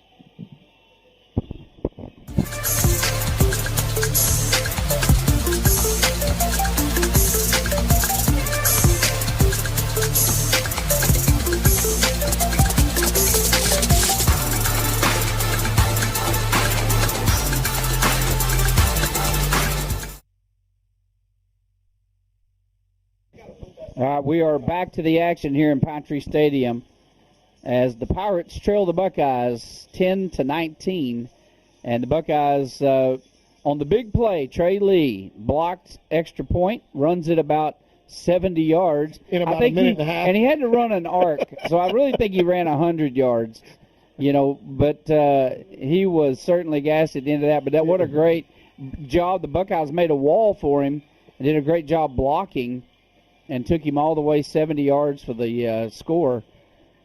And it is going to be 3rd and 13 for Pine Tree now, with 2 minutes on the clock. Here's the snap. Drops back, looking to pass. Got time. Across the middle. Drop. Had a man open and put a perfect pass there, and he drops it. And so stops the clock. 4th and 3 now. Now the Buckeyes continue to have 2 timeouts, Jeff. Yeah, they're going to get the ball back with about a minute 45 on the clock, and they'll have 2 timeouts. Plenty of time. So that'll be interesting to see what happens here because Pine Tree's going to have to punt. And so we'll see how that goes. 4th and 3 for the Pine Tree Pirates. Ball is spotted on their own 31-yard line. Punter is standing, and it's over the top of his head. The punter's going to scramble and try to get something off. It is a terrible punt because he had to. I mean, he's lucky he didn't get tackled in the end zone. So that is 2 big plays now, Todd. Yeah, they've gone the There's Buckeyes' 2. way. It's 5-2. We're going to keep score. And I know that we have 2 timeouts, and it says 1 because they think that we have used 1 on the 2-minute warning. So that's incorrect. We actually have 2 timeouts. I'm not sure the Buckeyes really care. And they got 33 I don't remember us using 2 timeouts. I only remember 1. Yeah, with a 2-minute warning. Yeah. All right, so here's the Buckeyes. Here's the snap. Throws a pass complete at the 25-yard line. Stays on his feet. Solomon breaks to the right side. What an effort by Solly to the 15-yard line. That is that's an 18-yard gain.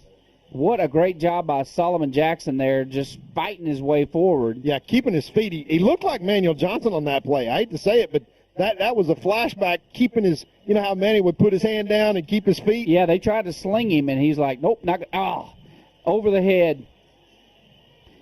Another bad snap puts the ball all the way back to the 38-yard line. The Buckeyes right here in striking distance. That's twice. Another bad play, Jeff. That is self-inflicted wound there by the Buckeyes, and we've just got to get that cleaned up as that can't continue to happen as the season goes forward, that we've got those snaps. And we turned into, once again, we were almost 1st and goal, and we got to get all the way down to the 8-yard line for a first down. Another high snap. He's able to pull this one down. Quick pass left side. Number 21 fighting his way again downstairs. I'm really impressed with our receiving crew so far. I mean, these guys are really showing me some stuff here I really didn't expect tonight. That was Aiden Thomas. Yeah, clock's running with 30 seconds, Jeff, and it finally take a timeout with 29 seconds left, and I think that may even be a Pine Tree timeout that's taken there. But 3rd down and forever, and we got the ball at the 27, and, Jeff, we don't have a kicker that can kick it that far. I don't think Ismail's practiced a deep kick. Now, he can kick it 60 yards as a soccer player, but it's like my drive off of the tee box. Might go in the woods. There ain't no telling where it's going. it may go over here in the tuba section, but the Buckeyes play calling here is going to be obviously 4-down territory with 29.6 seconds left. And we got 2 shots at the end zone. Yes, and 1 timeout in between. Yeah, you got the first down markers at the 7-yard line, so you're basically saying you got 2 shots at the end zone. So the Buckeyes are going to probably put it in the air here. Yeah, you got 29 seconds and 2 plays. I mean, you may run here. I doubt it. Too far out. You got to throw the ball. So look for him to roll out to his right side. And they are coming on the left side. He steps up, throws it, and almost picked off. That pass was intended for number 18. There's no flag here? That was way offsides. I don't know how you don't see that because the guy's 3 yards deep in the backfield. I'm not sure if we got a replay, but that's... Yeah, I think he just timed it just right. He was coming. He's coming off that left side. He was... I think he just timed it well. So Buckeyes going to have to put one in the air. I think this is a double pass here, Jeff. Yeah, this is a Hail Mary is what it is. You just we got to get all the way down to the 8-yard line. Not saying that we don't have the athletes to be able to do that, but I am saying that Pine Tree knows where the first down marker is. And we'll take our final timeout with 24 seconds, and that means, Jeff, that we'll either try to make this the last play of the half or we will try to score. So this is the last one. Buckeyes lead 19-10, Jeff, and this is right where I kind of expected the score to be around. But again, I think it's kind of 5-3 in terms of Pine Tree winning the big plays. Buckeyes got a couple back there, none larger than that block punt. Trey Lee returning it for a touchdown. Huge play. But just let's talk about the special teams. As Coach Metzel mentioned, we have early on a punt that hits us in the back, and Pine Tree gets that and goes and scores. We have mixed extra points where we're 1 out of 3 from an extra point standpoint, and we've scored 3 touchdowns but only have 19 points to show for it. And that could be 21 or even 24 points if we'd gotten the 2-point conversions. But nevertheless, here's another big play opportunity to end the half here. If the Buckeyes can find a way to get this one in the end zone, Jeff, then remember Pine Tree gets the ball to start the second half and can kind of get back on serve. The last thing the Buckeyes want to do is to have a huge mistake here, and let's see what happens. All right, he another snap over the head, but luckily that time the defensive or the corner came up. He was going to stunt again, and this time he stepped over the line, and that's going to be offside. So that'll be 5 yards against Pine Tree, which unfortunately is not that helpful. It doesn't even get us back to the original line of scrimmage, but it is close to the end zone. So. Now, that was another high snap. I don't know if he just did it because he saw the guy coming out of his peripheral or if that was going to be another errant snap. But they need a good one here. Another high snap here. He's able to pull it down, and they're going to throw a little pass coming out of the backfield, and that is just going to basically get back to the original line of scrimmage, and that'll be a turnover on downs with 15 seconds left on the clock. Pine Tree's going to get back in the game. They'll probably just take a knee here and take it in. Yeah, I would say they don't want to make the mistake. What they don't want to do is snap one over his head. This is probably going to be an under center victory formation. So there is really a lost opportunity. You had a bad snap for the punter on Pine Tree that gave the Buckeyes a gift of field position, and then an over-the-head snap forced us to lose 20 yards and just not able to get back in there. That should have been your original prediction before the game was 28-7 at the half. And if we hit our two, if that didn't happen and we hit our 2 field goal or extra points a while ago, then it is 28-10. So you were going to be pretty close. And Pine Tree picks up about 14 yards on that carry and 3 seconds left on the clock. Yeah, they may just run this one again. They're going to run this out. And we will go to halftime, and the Juicy's halftime show coming up. Appreciate their sponsorship so much as these Buckeyes family take listen, a 9-point lead. I'm going to tell you something. Let me correct you. I mean, it's nice of Juicy's to sponsor our halftime show, but that's not the thing I appreciate them most. I think it's the burgers and fries that I appreciate most. Yeah, the sponsorship is a close second, but Juicy's hamburgers are. I had a Juicy's this week. I went with Mark and Julie. Yeah, I went with Mark and Julie. I think Monday or Tuesday. Well, I can tell you if you're listening out there, Juicy's, we certainly appreciate you.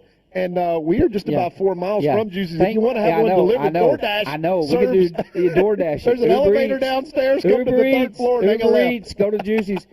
But I'm just still proud of them for coming to Gilmer. That was the best move they ever did. And man, what a great asset they've been to our community. So absolutely. Well, the Juicy's halftime show kicks off with the Sweepstakes Award-winning Gilmer Buckeye Band under the direction of Eric Gray. They work hard all the time. I mean, how long has Eric Gray been here now? 26 years, I think. He was an assistant before he was, because he started about the same time that Coach Traylor started in 2000. So that 25 years. And obviously we are happy to have him and all our staff, and they're champions. I mean, every single year they're in the state finals in 4A, and the Buckeye Band and the Buckeye Stars award-winning, and they'll take the field now, and we'll step aside for the band and the Stars and the Juicies halftime show.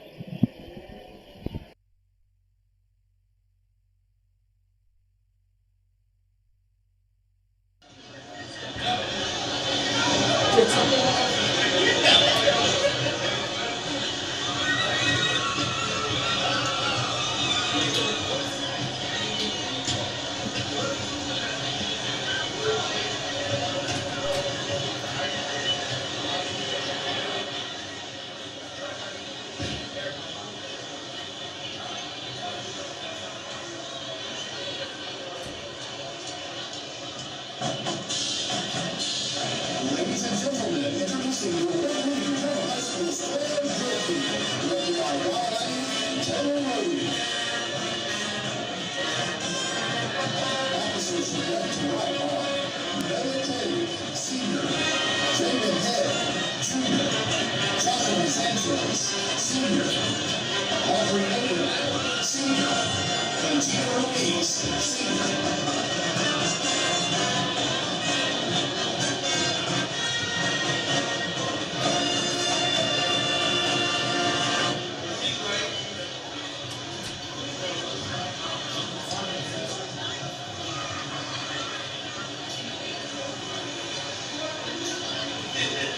Star of the week is Natalie Law. The Stars perform a sparkling prom routine to Gilmer.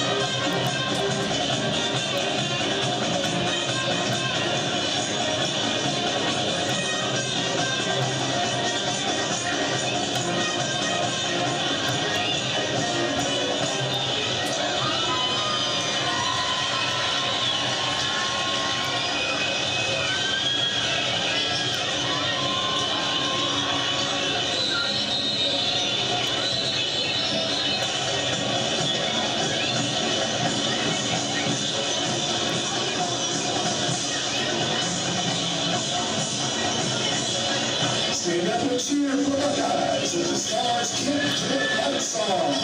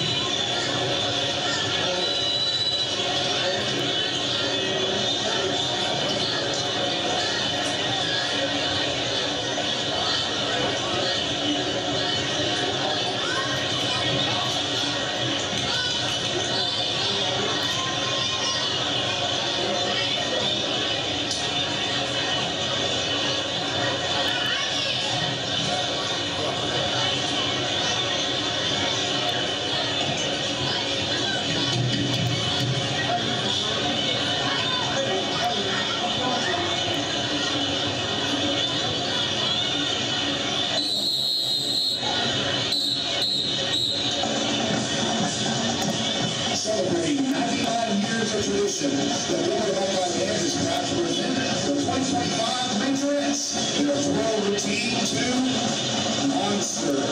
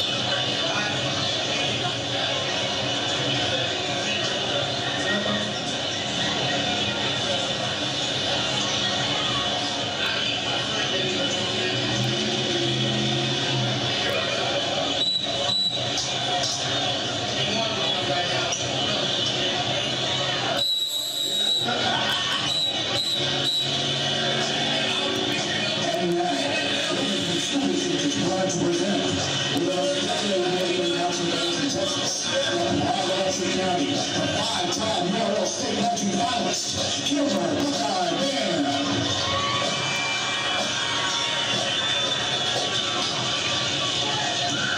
Under the full command of senior drum majors Carter Garvin and Genesis Sanchez, with featured drummer Amy Sanchez, the band steps off to Sweet Land of Liberty fanfare by Sochinsky and Cyrus the Great by King.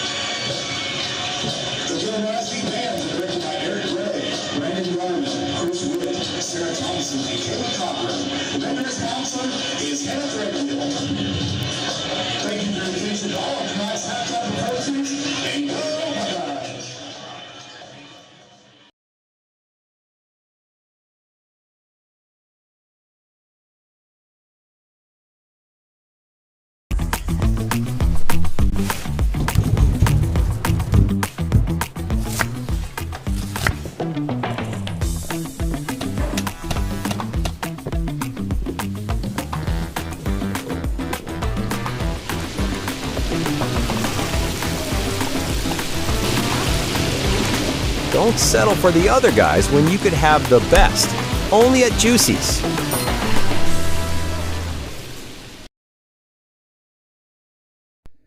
And back to the action here, folks. At halftime, the Buckeyes have a 19-10 lead over the Pine Tree Pirates. We're going to come back with the Juicy's halftime show just here in a second with some statistics. But first, we want to thank eTex for doing the next piece that you're going to see that we'll use over and over and over. Meet the Buckeyes. And here are your 2025 family Gilmer Buckeyes, one player at a time.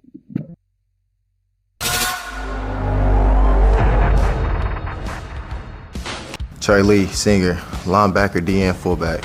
Atavian Hector, senior, running back, outside linebacker. Zay Taylor, junior, class 27, quarterback. Drake Smith, senior, receiver, corner. Amar Garrett, class 27, safety, receiver. Let's go. Jeb Bates, senior, DN, fullback. Tavion Horn, class 28, running back and linebacker. Carter Johnson, senior, quarterback, safety. Devin Ford, class of 26, corner receiver. Corbin Jones, senior, middle linebacker, DN. Michaela Granville, class 2027, DN, fullback. Trace Haynes, class of 2026, receiver and DB. Jaden Holiday, senior, receiver, DN. Zaylon Johnson, sophomore, quarterback, safety. Cosmo Johnson, junior, receiver, DB. Aiden Vineyard, sophomore, fullback, outside linebacker. Solomon Jackson, class of 26, receiver and DB. Gage Strasbeck, sophomore, wide receiver, safety. Go Bucks. Mason McDonald, class of 2027, inside linebacker, fullback. Brendan Darnold, class of 27, outside linebacker and receiver. Aiden Thomas, junior, running back, safety. Keithan Johnson, sophomore, receiver and safety. Zach Robinson, running back, middle linebacker, senior. Christopher Peeney, class of 27, corner receiver. Kelson James, senior, punter, kicker. Austin Blakely, fullback linebacker, sophomore. Samuel Son Williams, running back, linebacker. Miguel Castaneda, senior, receiver and kicker. Ryan Bobby Bloom, sophomore, tight end, D-line. John Henry Gilo, senior, inside linebacker. Rylan Tosh, junior, fullback, inside linebacker. Rhett Williamson, senior, fullback, DN. Malachi Johnson, senior, D-line. Taj Bush, running back, D-line. Trey Jones, senior, fullback and linebacker. Devion King, class 2027, fullback, D-line. Let's go. Hudson Blundell, junior, DN. Jace Marlowe, junior, fullback and inside backer. Ethan Brooks, junior, fullback, D-line. Shot Buchanan, class 2028, O-line, D-line. Brandon Ludlow, junior, O-line, D-line. Devar Horn, junior, D-line, O-line. Kaden Shelton, I'm class of 2026, and I'm offense and D-line. Tyler Hagler, class of 2026, offensive line, defensive line. Let's go, baby. Jackson Neely, class of 2026, D-line. Jackson Curtis, class of 2027, O-line, D-line. My name is Michael Hudson. I'm on the 10th grade class, sophomore, and I play O-line, D-line. Jordan Johnson, class of 27, O-line, D-line. Sean Johnson, class of 27, O-line. Chance Walker, class of 2026, O-line, D-line. Tristan Fuentes, class of 27, O-line, D-line. Justice Bird, class of 27, O-line. Van Songer, class of 2028, O-line. Ismail Kamara, class of 2027, athlete. Carson Kerbo, class of 27, interior O-line, D-tackle. Arthur Doshi, class of 2026, QB and linebacker. Jaden Brinkley, class of 2026, wide receiver and cornerback. Corey Tennyson, class of 2027, wide receiver, cornerback. Gabriel Moulton, kicker, class of 2026. Darren Wallace, junior, wide receiver, D lineman.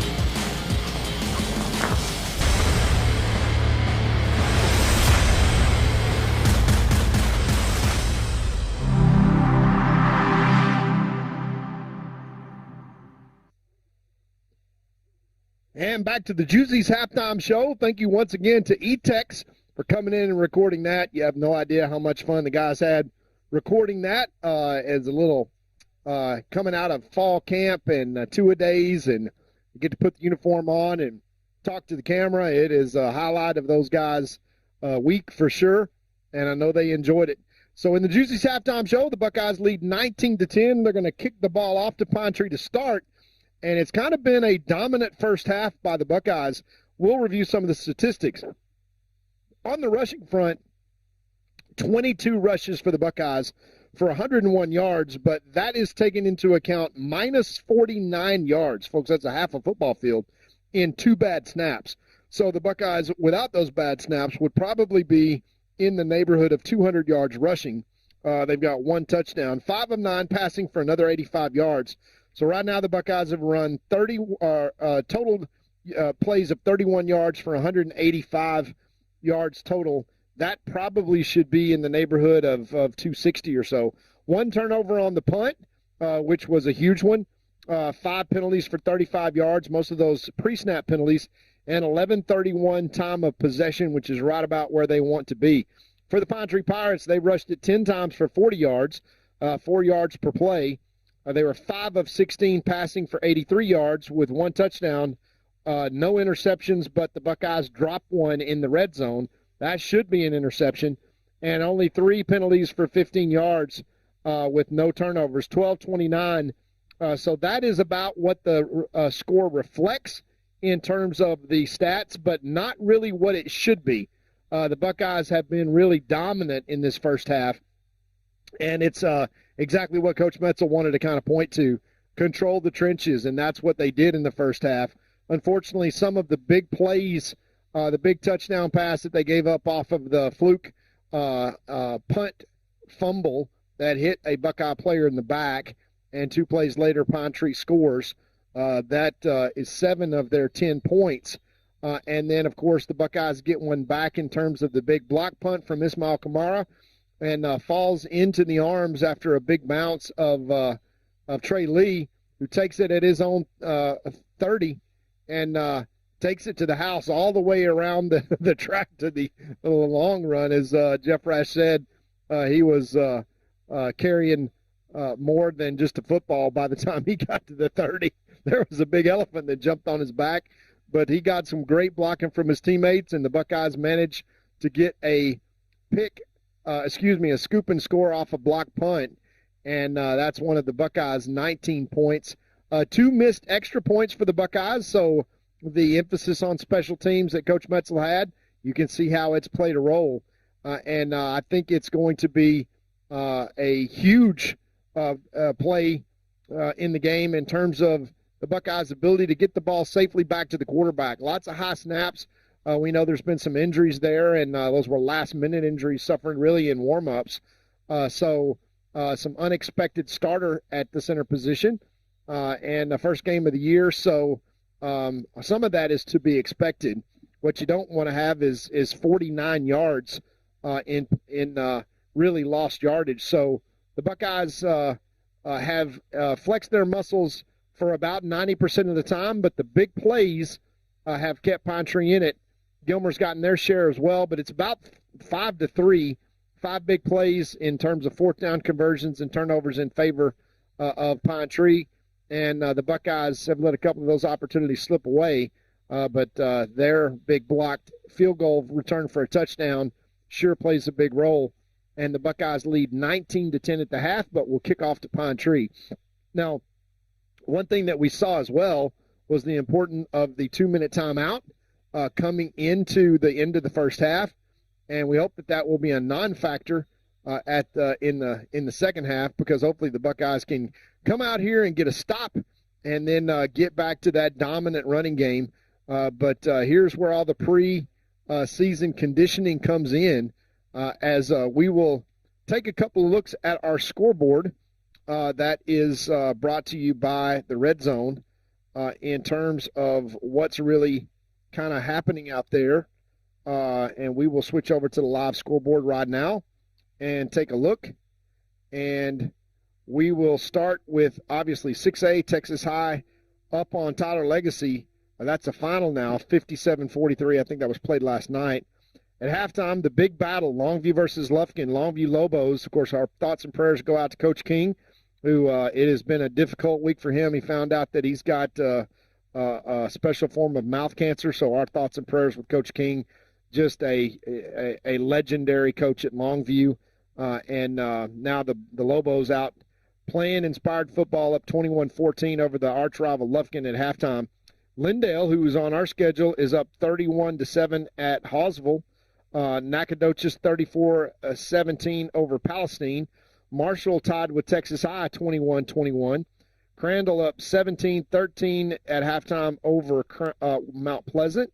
White House, that we scrimmaged last week and played very well against, is up 40-0 over Dallas Wilson. They start their season off with a big bang. The Center Rough Riders, who have a great team this year and a lot of Division I talent, up 21-0 over Jacksonville. Pittsburgh, our district foe, is up 19-14 over Liberty Ilo, who used to be a district foe. Spring Hill up 25-0 over Sabine. Brownsboro and Quinlan Ford tied at 21. Crum 35-6 over Wills Point. Sulphur Springs leading 35-6 over Mesquite Poteet. Kaufman leading Rusk 6-0. Van leading Dallas Carter 28-21. We'll see Van in a couple of weeks as well. Bullard 14-12 over Maybank. Chapel Hill huge over Jasper at halftime, 35-0. The Buckeyes will have the potent Chapel Hill Bulldogs next week to open the season in Jeff Traylor Stadium at home. So Chapel Hill rolling early. They're up 35-0 and put that one out of reach already, seemingly at halftime. Canton up 21-7 over Nevada Community. Of course, our score here, 19-10. The Buckeyes up over Pine Tree.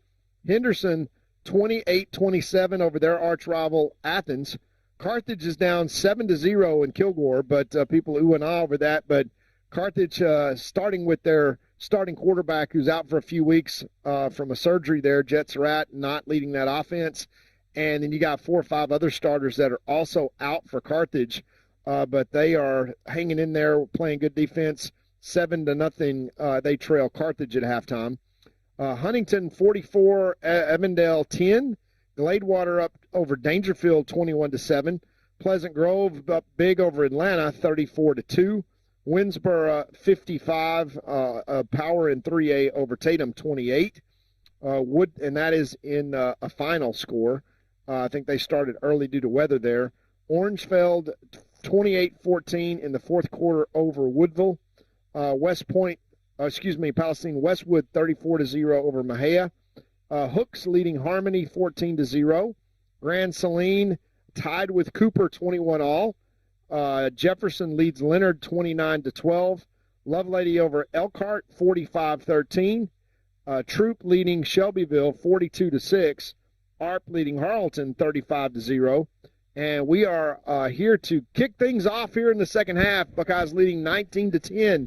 And they're going to kick off right where they started, kicking north to these Pine Tree Pirates, who are going to try to get back in this game on the scoreboard, Jeff.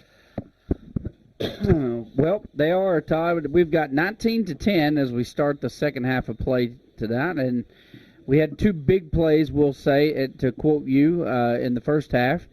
And they had about 5 big ones. We struggled a little bit with snaps as that ball is kicked out of bounds around the 32-yard line. Had a little bit of snap trouble as our starting center went down, I think, during pregame tonight. And so they're working out the kinks, and they will get that fixed. And Jeff, while we got a break, I want to recognize our important scout team players of the week, Mr. Jake Marlowe on defense and Mr. Justin Henderson on offense. We appreciate those guys so much. They deserve to have their names called. Well, nothing happens without the scout team, right? They're the guys that line up and get beat on and bruised and show the offense and the defense the look of the other team all during that week. And so those guys, if they get their name called, it means they were the hardest workers on both sides of the ball, trying to show this varsity starting group the looks that they need to see. Here's the first snap, second half, and it is straight up the middle, and he's going to be brought down after a gain of about 2. He gets out to the 40 yards at 2nd and 8. Ismail Kamara in on that tackle, and Hagler right beside him just drove him right into him. And I don't think between the tackles is where you want to run against the Buckeyes when those two are in there. Yeah, I don't either. They've had a little bit of luck up the middle, which has been surprising. I mean, you got to hand it to that offensive line down there at Pine Tree. I mean, and it's pretty bold running right at them, and they have. We're going to a 3-man front now on the defensive side of the ball. You look out here in the to the left side of your screen, and you got Ishmael coming. And, boy, look at that. Hagler just picks him up and throws him. I'm surprised that's not even a flag, honestly. He literally picks him up and threw him like a rag doll. That's child abuse right there. That is child abuse. 3rd and long, and the Buckeyes not playing around with the big beef up front in that D-line and saying, we're going to get the ball back right now. And 3rd and 8. Good field position, as you said, Jeff, from the Pine Tree 41 after that kick out of bounds. But they've only managed 3 yards in 2 plays, and right now the Buckeyes need to get a stop. They send out 2 receivers, wide to the left, one to the right. Quarterback is in the shotgun. He's a very poised quarterback. He steps back, fires one, got it complete out in the flat, and that's going to be good for a first down as they get to midfield. Yeah, that's kind of too easy there, that we give a big cushion knowing that it's 3rd and 8.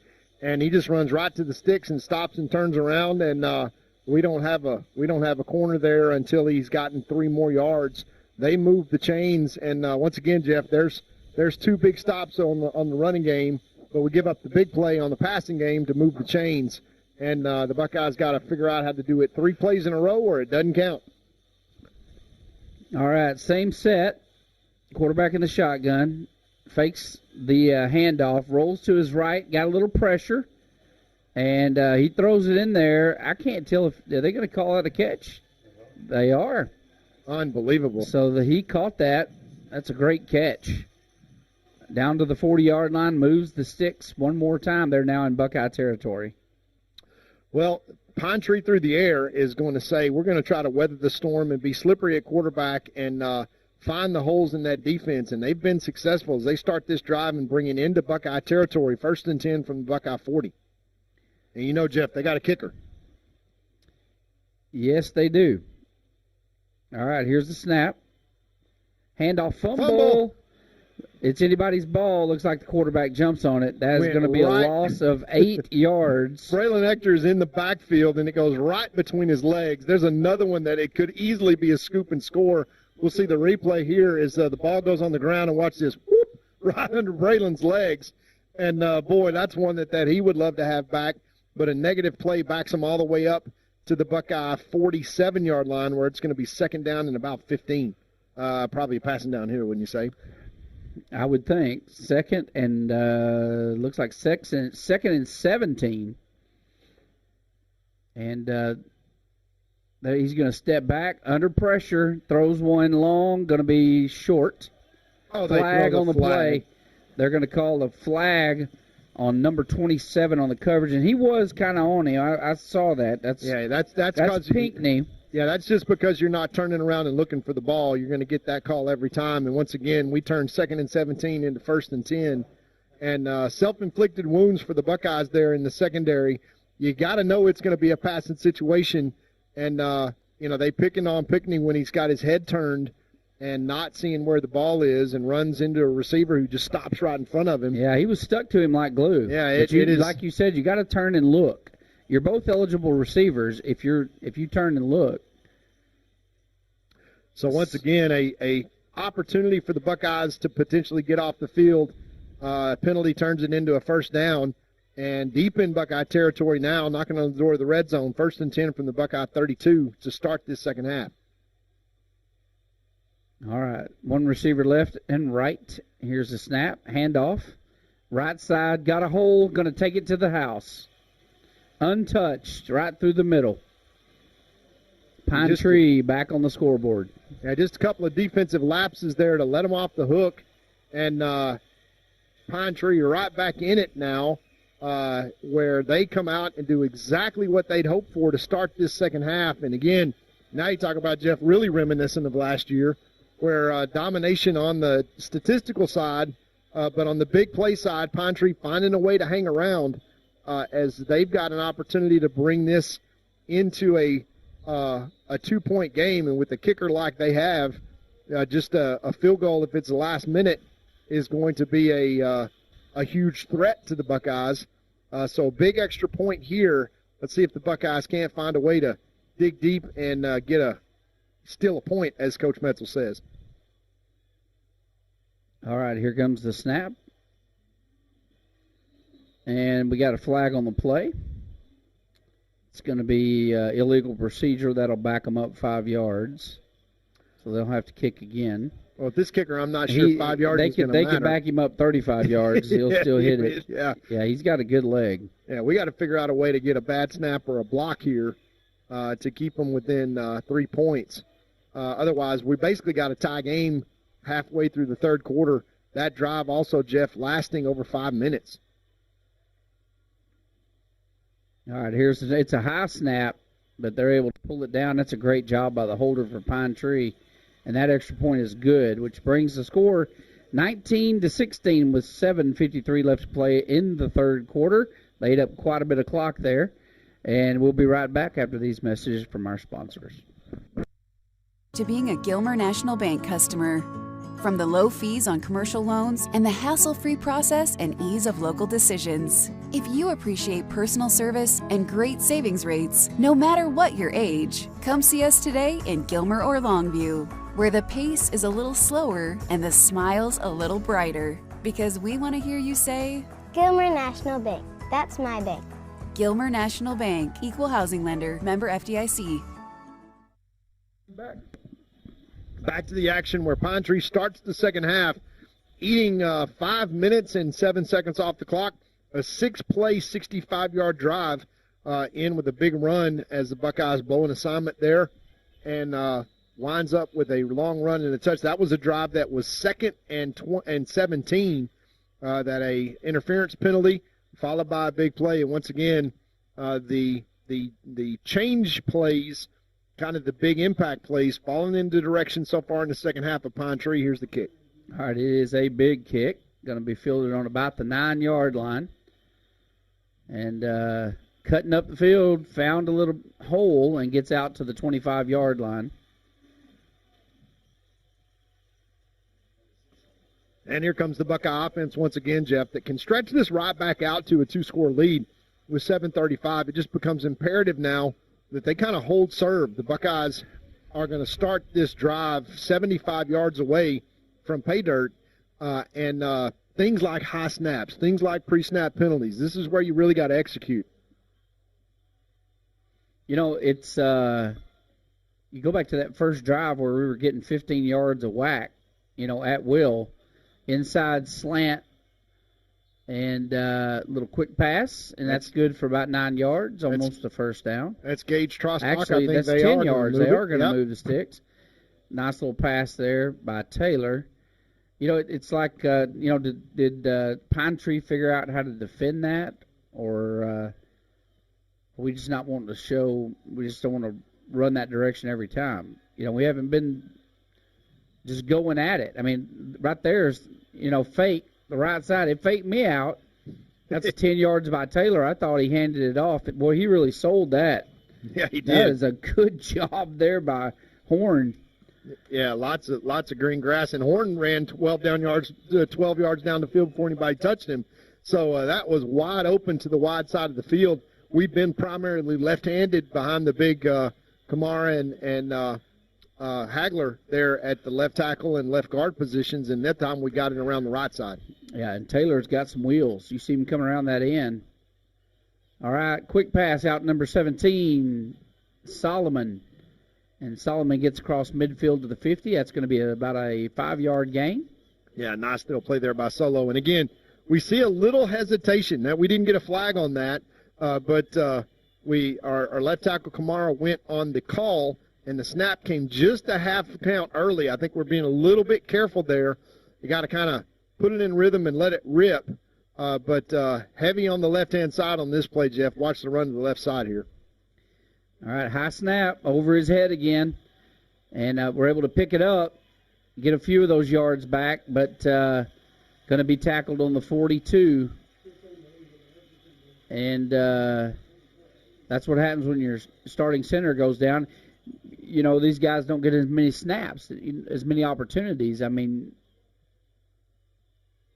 yeah, that's a tough position. I mean, I guarantee you, if that was my job, number one, at this age, I don't think I could bend over to grab the ball. And number two, every shot would be something like that. You know. But that's a potential drive killer, Jeff, that we go from 2nd and 4 to 3rd and 14 because of the snap. No, they'll get it. They'll get it back right here. All right, they blew that dead. And there's another pre-snap penalty because the snap's not on time. And when you snap it over the head, you try to be a little bit careful. And we back up 5 more yards.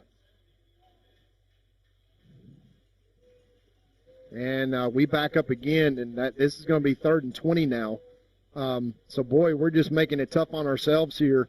Our first drive of the second half has got some momentum. We have a bad snap and a pre-snap penalty, and now we put ourselves in a hole and in punt position. All right, here's the snap. Across the middle, got a man. Solomon just shy of the first down marker. He's going to be interesting right here, Jeff. That's a bad spot. They're going to give it to him 5 yards, 6 yards short. Yeah, he caught that ball at the 48. So I think the Buckeyes are going to be, have to punt off of this. Yeah, I think they just got cheated about 2 yards, in my opinion. Yeah, that is a really unfortunate snap there for the referee, who was not in a good position. And, Solly caught that well over midfield. And the tackle, he landed at the 49, and they spot this ball at inside the 50. So the Buckeyes are going to come on and punt and try to play defense. And right now, the Pine Tree Pirates, who got the ball to start the second half, have got the momentum as well. All right, we got a good snap. And left-footed punter punts that one out of bounds around the 20-yard line. And, we've really been spoiled for the last 3 years, to your point earlier. Boy, you remember Braden Pate putting that on the 6-inch line down there. That guy was just automatic, and you just – a punter, we've never seen one like that before. We've never had a kicker, that led the nation proficient in point scoring from the kicker position at place kicking. And then could be a pro punter, in my opinion. I mean, the guy, but he loves baseball. That's okay. Well, baseball guy. I sure wish we had another few years on his contract. I do too. Braden, feel free to come back and work with our kick team anytime you want. But Buckeye Black Flag defense now got 80 yards to defend. Let's see if they can come up with a big turnover here. Handoff up the middle, nothing there. Maybe a couple of yards. 2nd and 8 for Pine Tree with 4:23 left to play in the game in the third quarter. By the way, how about that Kilgore-Carthage game over there? It was 7-0 in the third quarter. You knew that's going to be a battle, but Carthage is starting quarterback, All-State candidate, a coach's son, Jet Surratt's out with a little surgery that he's taking care of early in the season because they're planning for playoffs. And a couple other starters out for Carthage as well. Not taking anything away from Kilgore. We got to play them in a couple of weeks. We know how good and talented they are. Yeah, but Kilgore's a good team. Went deep in the playoffs last year, almost picked off. I thought that might have been a pick six right there. I thought we had that one. Brings up another big third down, Jeff. And these are the plays that the Buckeyes have to have and execute to get off the field. And these are the plays that you've had an interference penalty or something weird happen that gives Pine Tree new life. But 2 really good plays from the Buckeye defense to get into third down and long, and now they got to execute. 3:42 left here to play in this third quarter. This is anybody's game here. 19-17, Buckeyes lead. We got to get off the field right here. All right, here's the snap. Takes the handoff. Got time. Rolling to his left side. He's going to tuck it and run for the first time, actually. And he'll be shy about 2 yards from the first down marker. So this will be interesting. They're going to send the punt team on. Yeah, they got to punt it here. 4th and 3, actually. And they are just not in good field position to be able to, try this. Well, this is where the Buckeyes got to take advantage, Jeff. So if you think right here, up 2 points, they can turn this drive right here in this opportunity to end the third quarter, going into the fourth quarter 10 points up, or the alternative. So here's the opportunity now with the Buckeyes standing at our own 45 with really good field position, but now is the time, especially on special teams, we got to execute. All right. Punter, not particularly a great punt. Hits the 50, takes a big bounce, though. My goodness. There you go. It bounces 20 yards after it hits at the 50 and bounces all the way to the 30. So Buckeyes, good field position, 1st and 10 from their own 30-yard line. Yeah, Solomon Jackson doing the right thing there because we've seen that punt bounce weird and create a fumble. There's 30 yards of field position that is the unmarked field position Coach Metzel talks about all the time. I'm sure Coach Traylor does too. But that is an unfortunate bounce there that could have been a 1st and 10 for the Buckeyes with 50 yards to go. Turns into 1st and 10 for the Buckeyes with 70 yards to go. All right, here's a snap. Great snap. Quarterback keeper, right side. He does a flip, and in doing so picks up about 2 yards. Was the right read, but again, the Buckeyes going to the right side here instead of to the left side, and they had some real success with that on the same thing before, Jeff. You remember when Zayden Taylor ran 10 yards untouched. That was the exact same play. Now the wide side of the field is back to the left. All right, here's the snap. Handoff up the middle. Great defense there by Pine Tree. Getting off the block, making a tackle after a 2-yard gain. It's going to be about 3rd and 6. This is another one of those big plays with 1:58 left to play in the third quarter that you got to figure out how to bow your neck and go get a first down. This is not 4-down territory here, as both teams are kind of playing field position ball here after Pine Tree takes the opening drive to the second half and goes and scores. It's kind of anybody's game right now. Another good snap. Taylor takes off to the right side, picks up the first down, and runs out of bounds at the 47. And a nice run there by Taylor to keep this drive alive. Yeah, now there's a good job there by Zaid, using his feet, trusting his legs, and moving that ball out close to midfield. Yeah, picking up some good blocks out there by his right side out there. The receivers did a good job blocking. Of course, they're kind of known for that. It's the mark of unselfishness is you get a receiver, you got to block if you want the block. All right, handoff this time to the left side, and he is flipped forward for a gain of 2.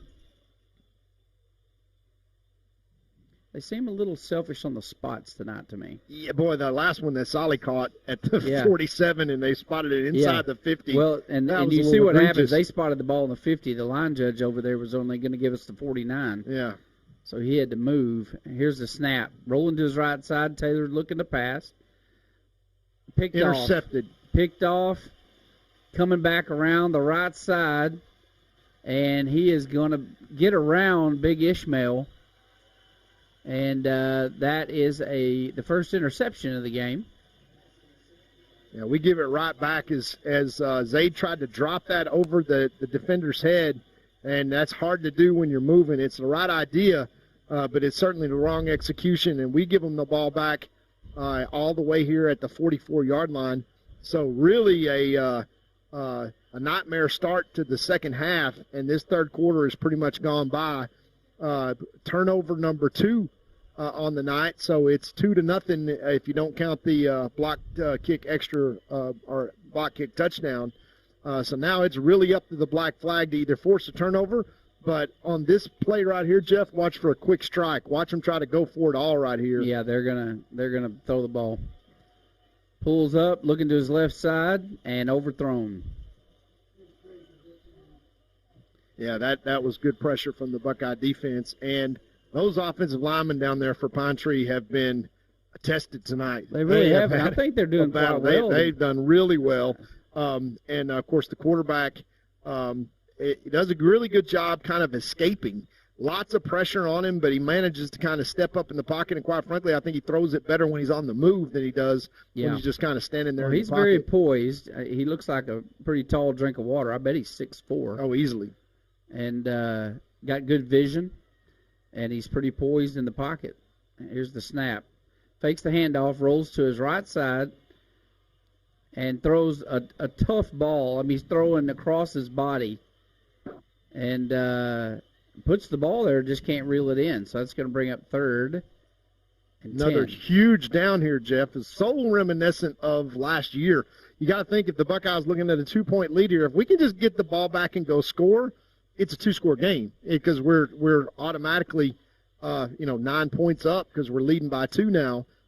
Even if we just make the extra point, but we got to find a way to get off the field because these are the big plays right here that Pine Tree is more often than not taking advantage of, and the Buckeyes got to even that up. All right, quarterback in the shotgun. Here's the snap. It's 3rd and 10. Heavy pressure from the Buckeyes. Oh, another drop, easy interception. That was Trey Lee this time, who I think Trey threw that down. He didn't want to run it all the way back. He was like, I'm not doing this again. But he batted that ball down. Well, that could have been it hit him right in the hands. That would have been a potential. Look at this. He's wide open. Yeah, it just down the sideline. He would have got some good yardage on that return.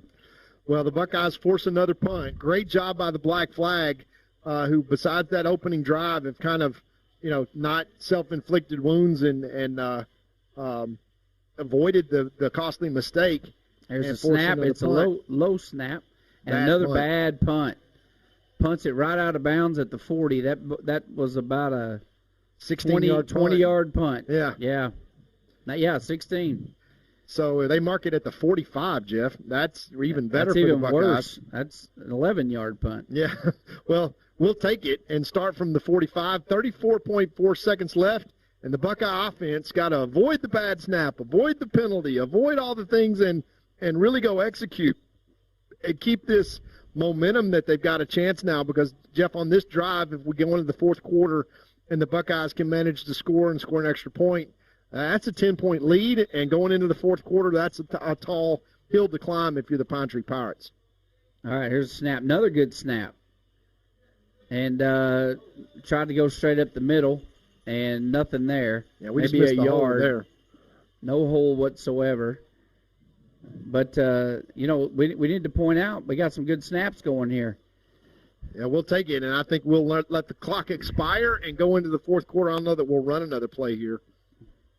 They may make a liar out of me, but I think they'll take the quarter and take this hole off. Yeah, they're going to let it go. We'll go into the fourth quarter. It's anybody's game, but the Buckeyes a huge opportunity on this drive, 55 yards away from putting a sizable nail in the coffin in this game with a 2-score lead. It comes down to this fourth quarter right in front of us. Buckeyes lead 19-17. We'll be right back to Pirate Stadium right after this. At Farmers Insurance, we've seen almost everything, so we know how to cover almost anything, even a rock and wreck.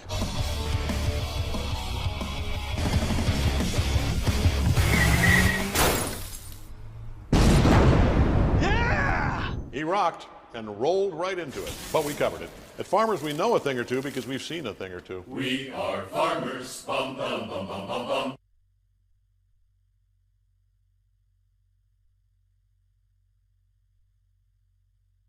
All right, we're back to Pine Tree Stadium where the Gilmer Buckeyes leave the Pirates 19-17 with 1 quarter left to play.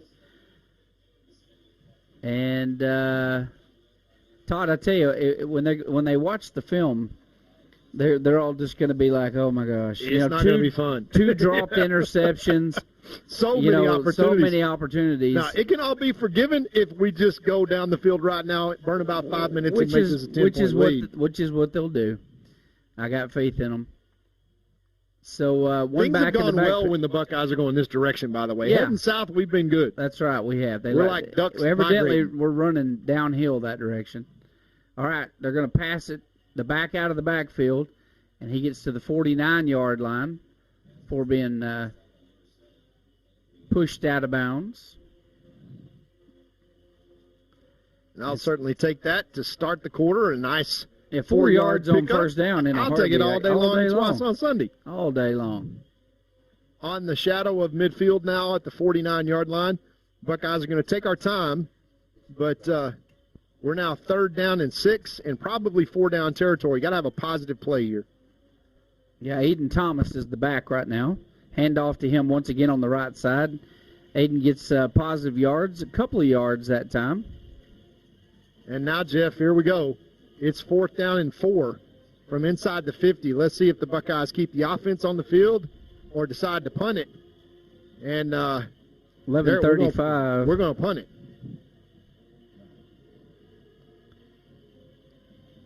Yeah, it's 4th and 5. Oh, they're bringing everybody over the sideline here. Yeah, there's only 8 seconds left on the play clock. We took all the time in the world to go do that. Ford, we're not going to get this off. We're going to be penalized here.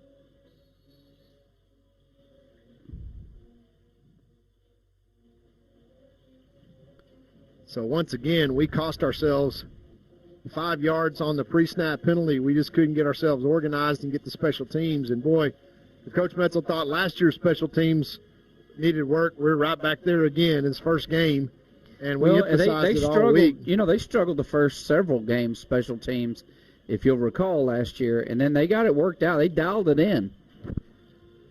So, so they're, you know, this is early in the season. Oh, absolutely. Early in the season, so they'll get all this fixed. This is just, you know, those first few games. That's why they don't count, right? It's just preseason.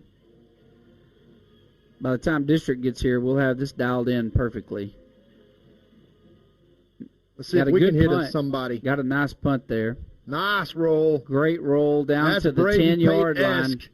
I'll take that. Yeah, that was a nice punt. 10-yard line. Execution as Pine Tree with 10:52 trailing by 2 has 90 yards to go. Now the Buckeyes just need to avoid the big play and take advantage. Coach Metzel betting on the black flag to come get a big stop right here.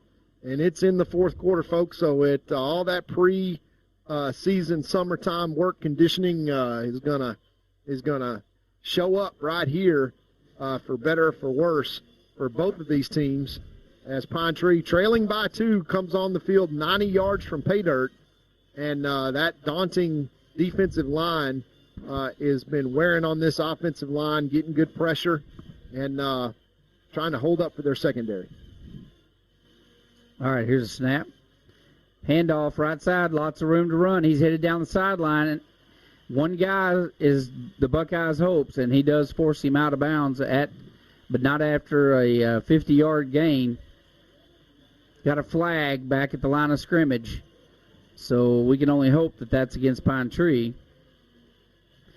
You just got a message. Tarleton State beat Army 30-27 in second overtime. Wow, how about that for the Tarleton Texans, who just moved up to Division I? Army, a legitimate top 25 team. We've got the referee standing back here with a flag laying on the 23-yard line and telling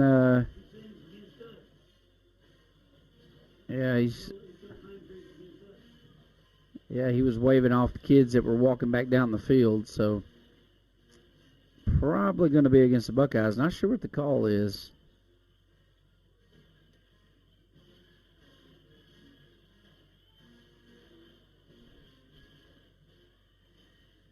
I'm not sure they know what the call is. All right, here comes the ref.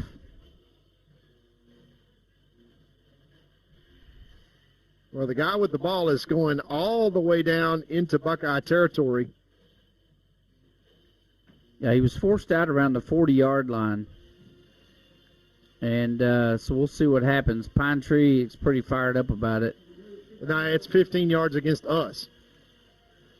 So we go from first down and 10, 90 yards away, and in one play, we give up 50 yards on the run and 15 yards on the penalty, and that is not what Coach Metzel wants to see. As we have more self-inflicted wounds. So yeah, that's I never saw what the call was. I don't think he ever told us. Unsportsmanlike conduct against Gilmer. And Coach Metzel is saying, the Pine Tree kid had our kid down on the ground, and you're calling a penalty on us.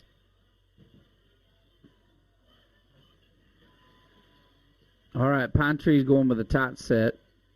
Great field position. 1st and 10 on the Buckeye 30-yard line with 10:40 left to play in the fourth quarter. Everybody's in tight quarters under center. Handoff up the middle. And he gets about 2 yards, maybe. Oh, Buckeyes got the ball. We got the ball, and we're going to the house to score. Braylon Ector is taking it to the house. And the Buckeyes take it upon themselves. So they literally took the ball away from him. They stripped it and returned it for a touchdown, and there are no flags. and the Buckeyes get one back big time. Oh my gosh, that's what I love about this. This is what I love about this game. You don't know what's going to happen. All of a sudden, you see Hector just squirt out of the pile, and you're like, what is he doing? He's flying down the. Yeah. How do we score that? So we go a 50-yard rush with the 15-yard penalty, and then we go a strip and rip and go score 70 yards the other direction. And it's like that the Buckeyes are up 25-17 with 10:25 left to go. So far, you can say the Buckeyes are winning the fourth quarter, Jeff. Now we're going for two. Now we're going to try to get these two back right here. Let's see if we don't run it right behind the big left tackle and the big left guard. And now we got this play blown dead. Pine Tree takes a timeout. Well, when they take a timeout, we're going to do the same. We'll be right back. Amen.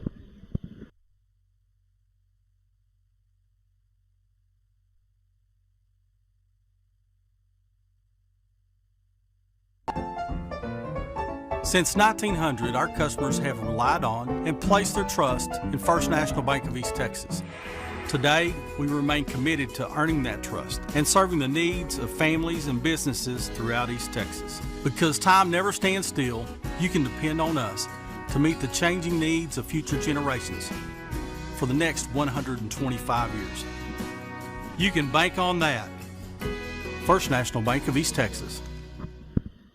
All right, we're going to watch that again real quick. This is, you see all the mayhem going on there, and then all of a sudden, nobody goes down, and here comes Hector out of there, and down the sideline he goes. Somebody stripped that ball out because it was on the ground when he picked it up. And we will take it as we go for two here, trying to make this a 10-point lead. All right, Buckeyes lining up for two.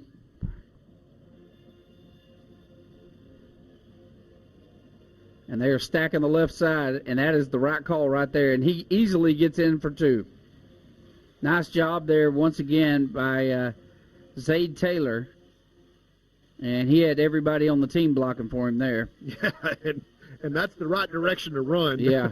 Well, they sent Horn that direction. They sent they realigned the receivers inside. It's just a great play call right there. Yeah, we'll take it up 10, and boy, does that change in a hurry. 27-17, Buckeyes now lead. And now, Jeff, you think about, okay, special teams once again. Here comes the hidden yardage as the Buckeye, they call them the Navy SEALs, the kickoff team, is going to come on the field and try to put Pine Tree kind of back on their heels that they've just been victimized with, they thought they battled back from their own 10 all the way into Buckeye territory. Next thing you know, Hector's in the end zone for the Buckeyes with a touchdown. They're down 10 points, 10:24 left to go. Yeah. Coach Metzel may have had some intervention there, and we will take it all day long. Buckeyes to kick off. All right, short pooch kick. It's going to hit the turf. It's live ball. Buckeyes and we got it. Buckeyes are going to score again. They're taking it to the house. That's another touchdown. It's actually dead at the place that we got it, and they'll blow it dead, but the Buckeyes, now what's the rule there? They can't advance you can't advance it. We do have possession, but we're not going to be able to advance the ball. So we do get the ball at the 29-yard line, and we will have the ball right there. Well, that was perfectly look placed. at that. What a great shot. And that was number 14 for the Buckeyes. That's Zaylen Johnson? Yeah, that's Johnson. And, boy, look how quick the momentum Yeah, so far we're really winning. We're really winning the fourth quarter now. Yeah, no kidding. So now let's hammer down behind the big left side of our line and go do what we do and pound the ball right here with Tavion Horn. Okay, handoff. Horn, he is caught from behind, basically gets back to the line of scrimmage.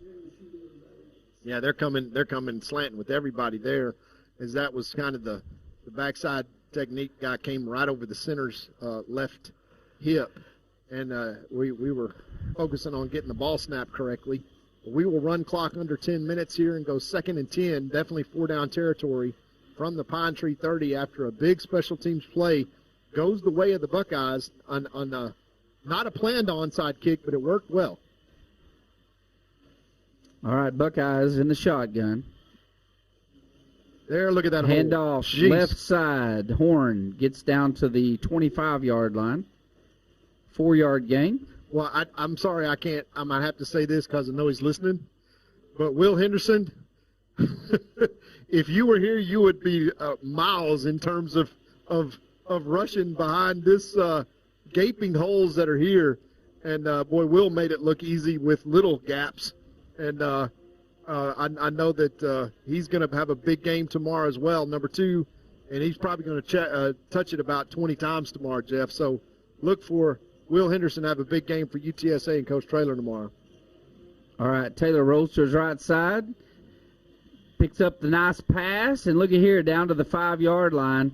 Great blocking. What downfield. A good job Solo there. Johnson, number 17. I'm sorry, Solo. No, that's number 30 on the reception. No, Solo was the blocker downfield. Oh, yeah, I'm sorry. 30, Solomon Austin Jackson, Blakely. Yeah, Solomon just doing a great job down there with his downfield blocking, gives us 1st and goal just like that at the 5-yard line.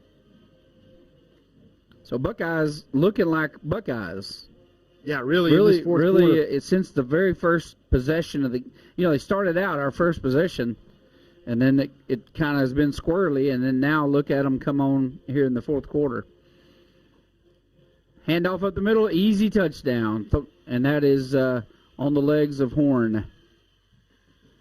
And boy, it's stretched out now, and it didn't take long, Jeff, with the extra special teams and the avalanche that seemed like Pine Tree was just barely kind of skating on top, and the avalanche started, and here come the Buckeyes, over 33 points now.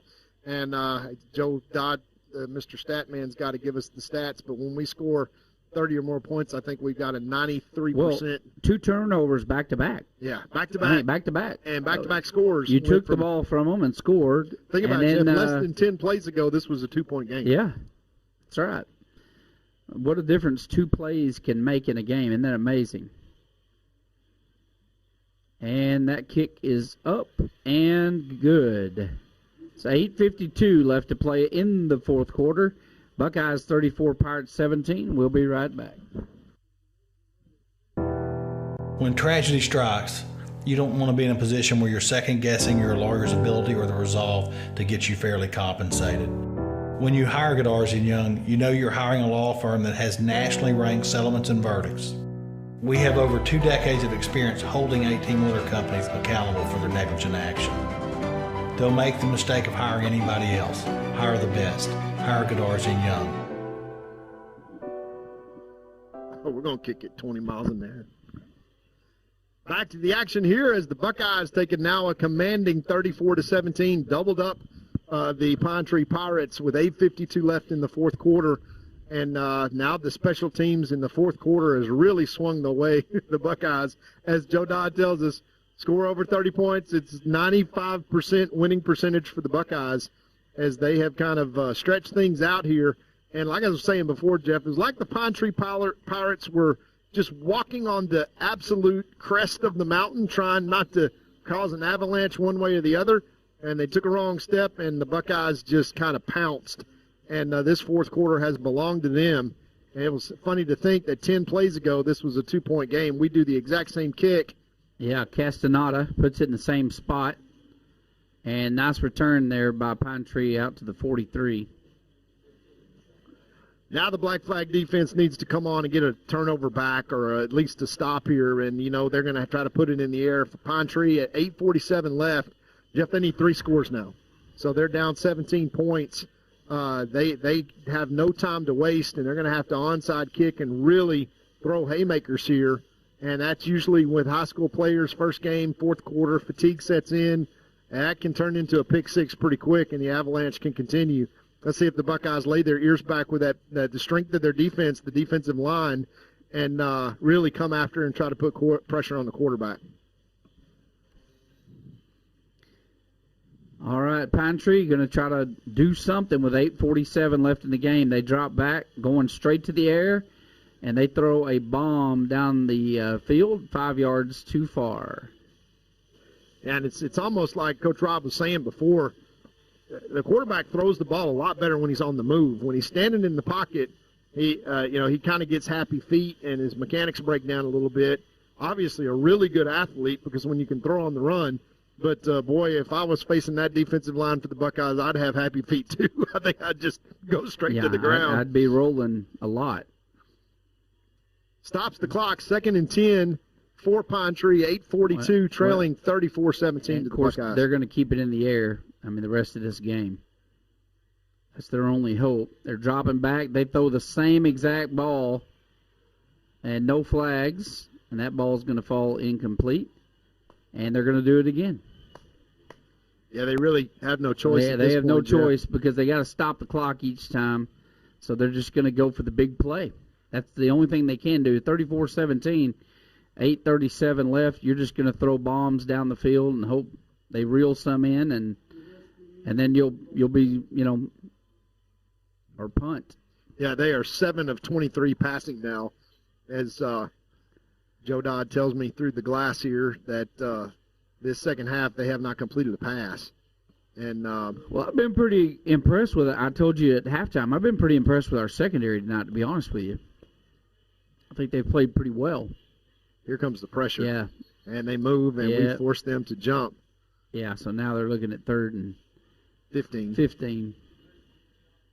And, Jeff, kind of look what they do here if they get into a 4th down scenario. If Pine Tree decides to punt the ball back to the Buckeyes, the game should pretty much be over in that running game. And this is exactly why the Buckeyes are going to be so good this year playing this way with a lead.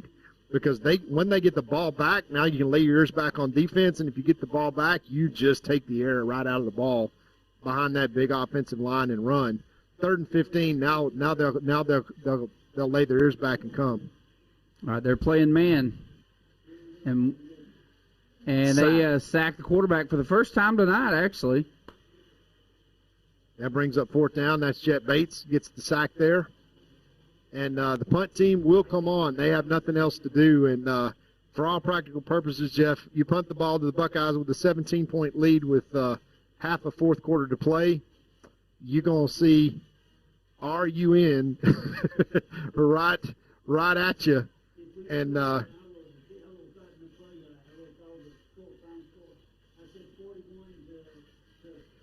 right, so Pine Tree with 8 minutes now on the clock. Lining up to punt. And gets off a pretty decent punt this time. It's going to be fielded.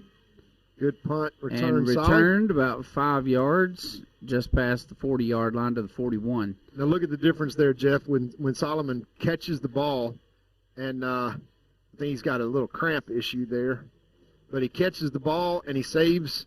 He makes 7 yards, just a nice little one-man miss saved return. 20 yards. He saved 20 with a bounce, right? Yeah, that's a net 27-yard gain. Right there on that play, that's just high IQ football from Solomon Jackson, the senior, and that's what you like to see.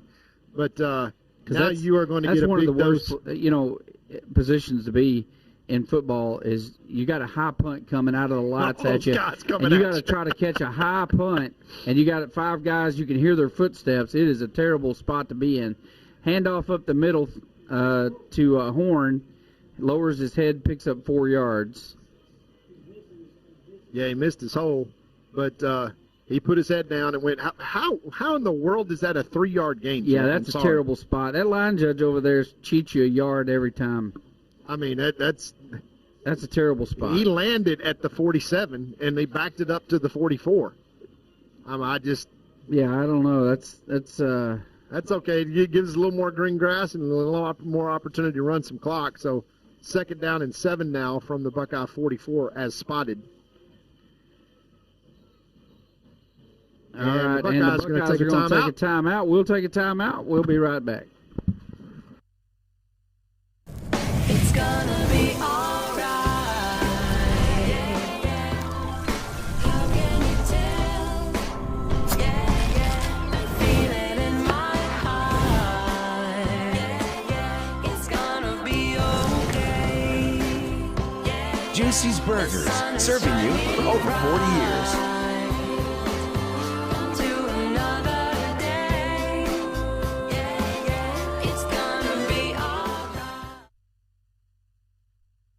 All right, we're back to the action here in Pine Tree Stadium with 7 minutes, 2 seconds left to play. The Buckeyes lead 34-17 over the Pine Tree Pirates. And so... Pound the ball, Jeff. Pound the ball. You got 2nd and 7. And they're definitely going to keep it on the ground and try to eat up as much of this 7 minutes as they possibly can. And they'll take their time getting the play off. Handoff up the middle. Big hole, first down, and big gain all the way out to the 41-yard line. Tavion Horn, lone of sophomore. The Pine Tree Pirates. So that is big flip the field. You know what's exciting about watching him run, Jeff? Is knowing you got 2 years and let's call it 7/8 left on his contract. Yeah, he's just sophomore. And he's going to do nothing but grow and get better. He hit, on the Titan system, he hit 20 miles an hour, 20.2 miles an hour in the Paris game. So he's got a lot of physical traits, and we're going to be calling his name for a long time. That young man may wind up being the leading rusher in history of Gilmer if he stays successful. And yeah, look at him hit that hole, how hard he hits. He just runs north and south and hits the hole so hard. He picks up. Now, that was a good spot. In fact, that was a generous spot that time. I'll take it. Yeah, that was, I mean, if that's where he ends up giving it to us, he gave us a yard back. And we will take it. That's a 5-yard gain based on the spot, and that is 2nd and 5. Buckeyes will run clock here under 6 minutes to go now. And they will use all this play clock, 18 seconds left. And as Coach Metzel says, look, the way we slow it down is we just don't give them the play. Octavian Ector checks in at running back. The water bug got a touchdown tonight already on defense. They hand it to Ector, and they are in his face the moment he gets the ball. And, I mean, I don't know what happened there. The entire right side of our line kind of pulled and missed an assignment there. And I mean, that's like nobody blocked. It's like they're mad at him. We don't have man in there at right tackle anymore. We're playing some backup guys. And I think we just had a blown assignment there, first game of the year. And when you don't block two guys and they run straight up and tackle you, then that's what it looks like. 3rd down and 7. And the Buckeyes maybe even in 4-down territory still if they can get something here. All right, handoff to Ector. Has good vision. Following his blocks. Picks up good yardage. Just shy of the first down. He's going to be down around the 32-yard line. Yeah, we're going to put Horn back in and go for it here and try to put a nail in the coffin, Jeff. Up 34-17 with 4:30 left to play in this game. And the Buckeyes got 24 seconds on the play clock. We'll use it all. I would think we're probably going to run on the left side this time. It would be my guess. It'd be a safe bet. Just watch the left side of this line. All right, here's the snap. He bounces back to the left, but what a great defensive play there by the Pine Tree Pirates to stop him. And that'll be turnover on downs. I'm not sure how that play was designed, Todd. It looked like he was going to go straight, and he bounces left. That was supposed to be actually a cut back to the left from the very first step.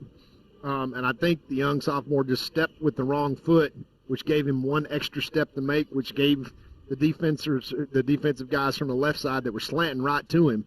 And that's called kind of catching that play before it gets going. Ismail Kamara kind of collapsed to the left side of the line there, but they came from the backside, and we didn't get there fast enough. 4:04 left. That is a victory for the Buckeye offense, running clock there for sure because we don't give them good field position. Handoff up the middle, and he fumble. We got fumble. The ball. They say that they're going to call him down. And he just got tripped up. He had a pretty big hole there, but somebody got a hold of his shoestrings.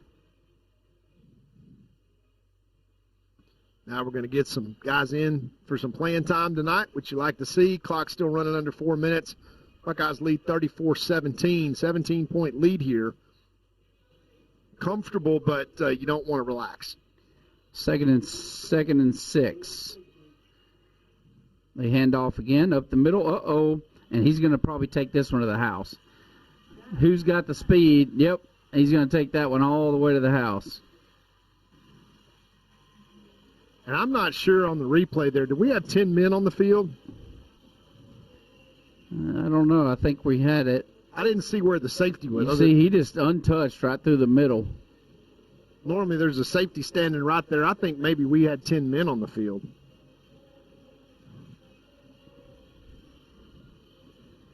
Well, the Buckeye offense going to have to be able to kind of withstand 3 minutes and 21 seconds here to get the ball back. Expect an onside kick, Jeff. Remember, it's a 17-point lead, so it's 3 scores that Pine Tree would have to have, but disappointing there for the Black Flag. You know, Coach Edwards is not happy right now. 34-23, they can get this back to a 10-point lead right here. Fumbled snap. They fumbled, so they are going to get, look at this, he's going to take it in for 2. That is a great job there. Well, it was a poor job by our defense which stopped on the play and didn't tackle them, and gave up an extra 2 points to make it a 9-point lead now. And they're going to get an earful from Coach Edwards when they get over there on the sideline for sure.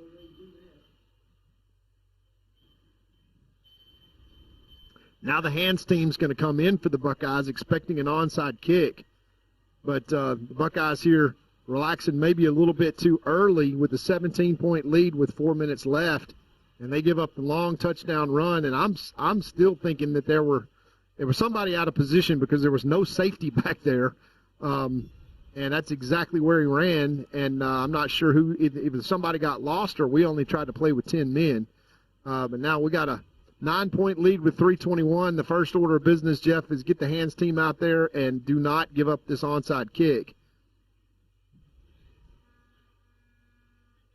So special teams, once again, playing a role, as that 2-point conversion would have been an 11-point deficit, which would have required a touchdown, a 2-point conversion, and a field goal to tie. Now a 9-point lead means a touchdown, a regular extra point, and a field goal will win them the game. Of course, they got to have the ball first, and that's what the Buckeyes are going to try to prevent here with the hands team, and making sure that the onside kick is not successful. Yeah, they're lining up like they're going to kick it deep, but there's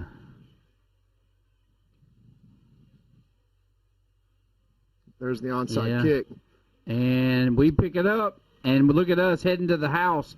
1 man to beat. Going to get drugged down at the 15. I'll take that on a special teams play. And who was that down there? That was number 9. And now look at there. That was Fort. Yeah, Fort making a heads-up senior play. And our offense will come back on the field with 3:19. And, Jeff, that's not a long way to go. We're going to run the ball, and you got to stop us from scoring, as the Buckeyes may take this one out over 40 points here. But we got to execute. 3:19 is still a long time to play, only 9 points down. But the Buckeyes need to return this to a 17-point lead or 16-point lead and execute here on offense. 1st and 10 from the 16-yard line. We're already in the red zone. We can only pick up 1 first down here. All right, Horn in the backfield. Handoff left side. Makes a great spin move. What a good heads-up run there by Horn. Nice run there off the left side. Spins out of a tackle. 3:02. And we are now under 3 minutes left in the game. I'm glad for 2 things. First, it's 2nd and 2. Second, that we can get a first down and not score. And that would be good because we need to have a Stump Godfrey 2009 state championship last possession here and run about 5 plays and get 7 yards. And let's score a touchdown with about 50 seconds left. Well, don't forget you got the 2 minutes. Exactly. 2-minute warning coming up. Great call, Jeff.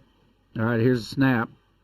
Handoff, Horn lowers his head, gets inside the 5, down to about the 1. And a first down. Now with the 2-minute warning coming up here, Jeff, let's do the math. 2 timeouts left for the Pirates, so they can stop the ball and basically force us to score. Now the referee is saying run the clock. Yeah, no, you better. We we need to score here. I mean, because you're going to put you're already at a 9-point lead. Yeah, let's score 12. And so you go up 41. Yeah, we know the 2-minute warning is coming as it stops at 2 minutes, and the clock operator doesn't know that there's a 2-minute. Yeah. Yeah. He's like, why are they doing that? Yeah. Why do you keep stopping the clock? Who takes the timeout? Who we charge that to? We're on the one, and the way I see it, if they hand it to Trey Lee, it'll take that last 2 minutes to get to the end zone. That's a great point, Jim. Yeah. That young man ran a 70-yard touchdown. He never dreamed tonight when he got here he would run a 70-yard touchdown. Yeah, yeah, exactly. No, let's don't pick on the clock operator. It's a high school football game, and it is not a. They make $25 a game. Is that what you said? $25 a game? Man, they're making $25 more than we are. Yeah, that's for sure. Hey, at least we got free popcorn. If we made $25 a game, hey, we would get a huge raise. For the last 23 years, what would that be? If we invested that, that would be math. That would be average of 14 games a year, 23 years. I could pay my grocery 25. bill for 1 week. Yeah. All right, Buckeyes on the 1. So 1st and goal from the from real close. Yeah, they're just going to hand this to Horn, let him put it in there. He lowers his head and gets in the end zone for another Buckeye score. Are they really? That's fantastic. Yeah, that would be great. See a flag. There's a flag on the play.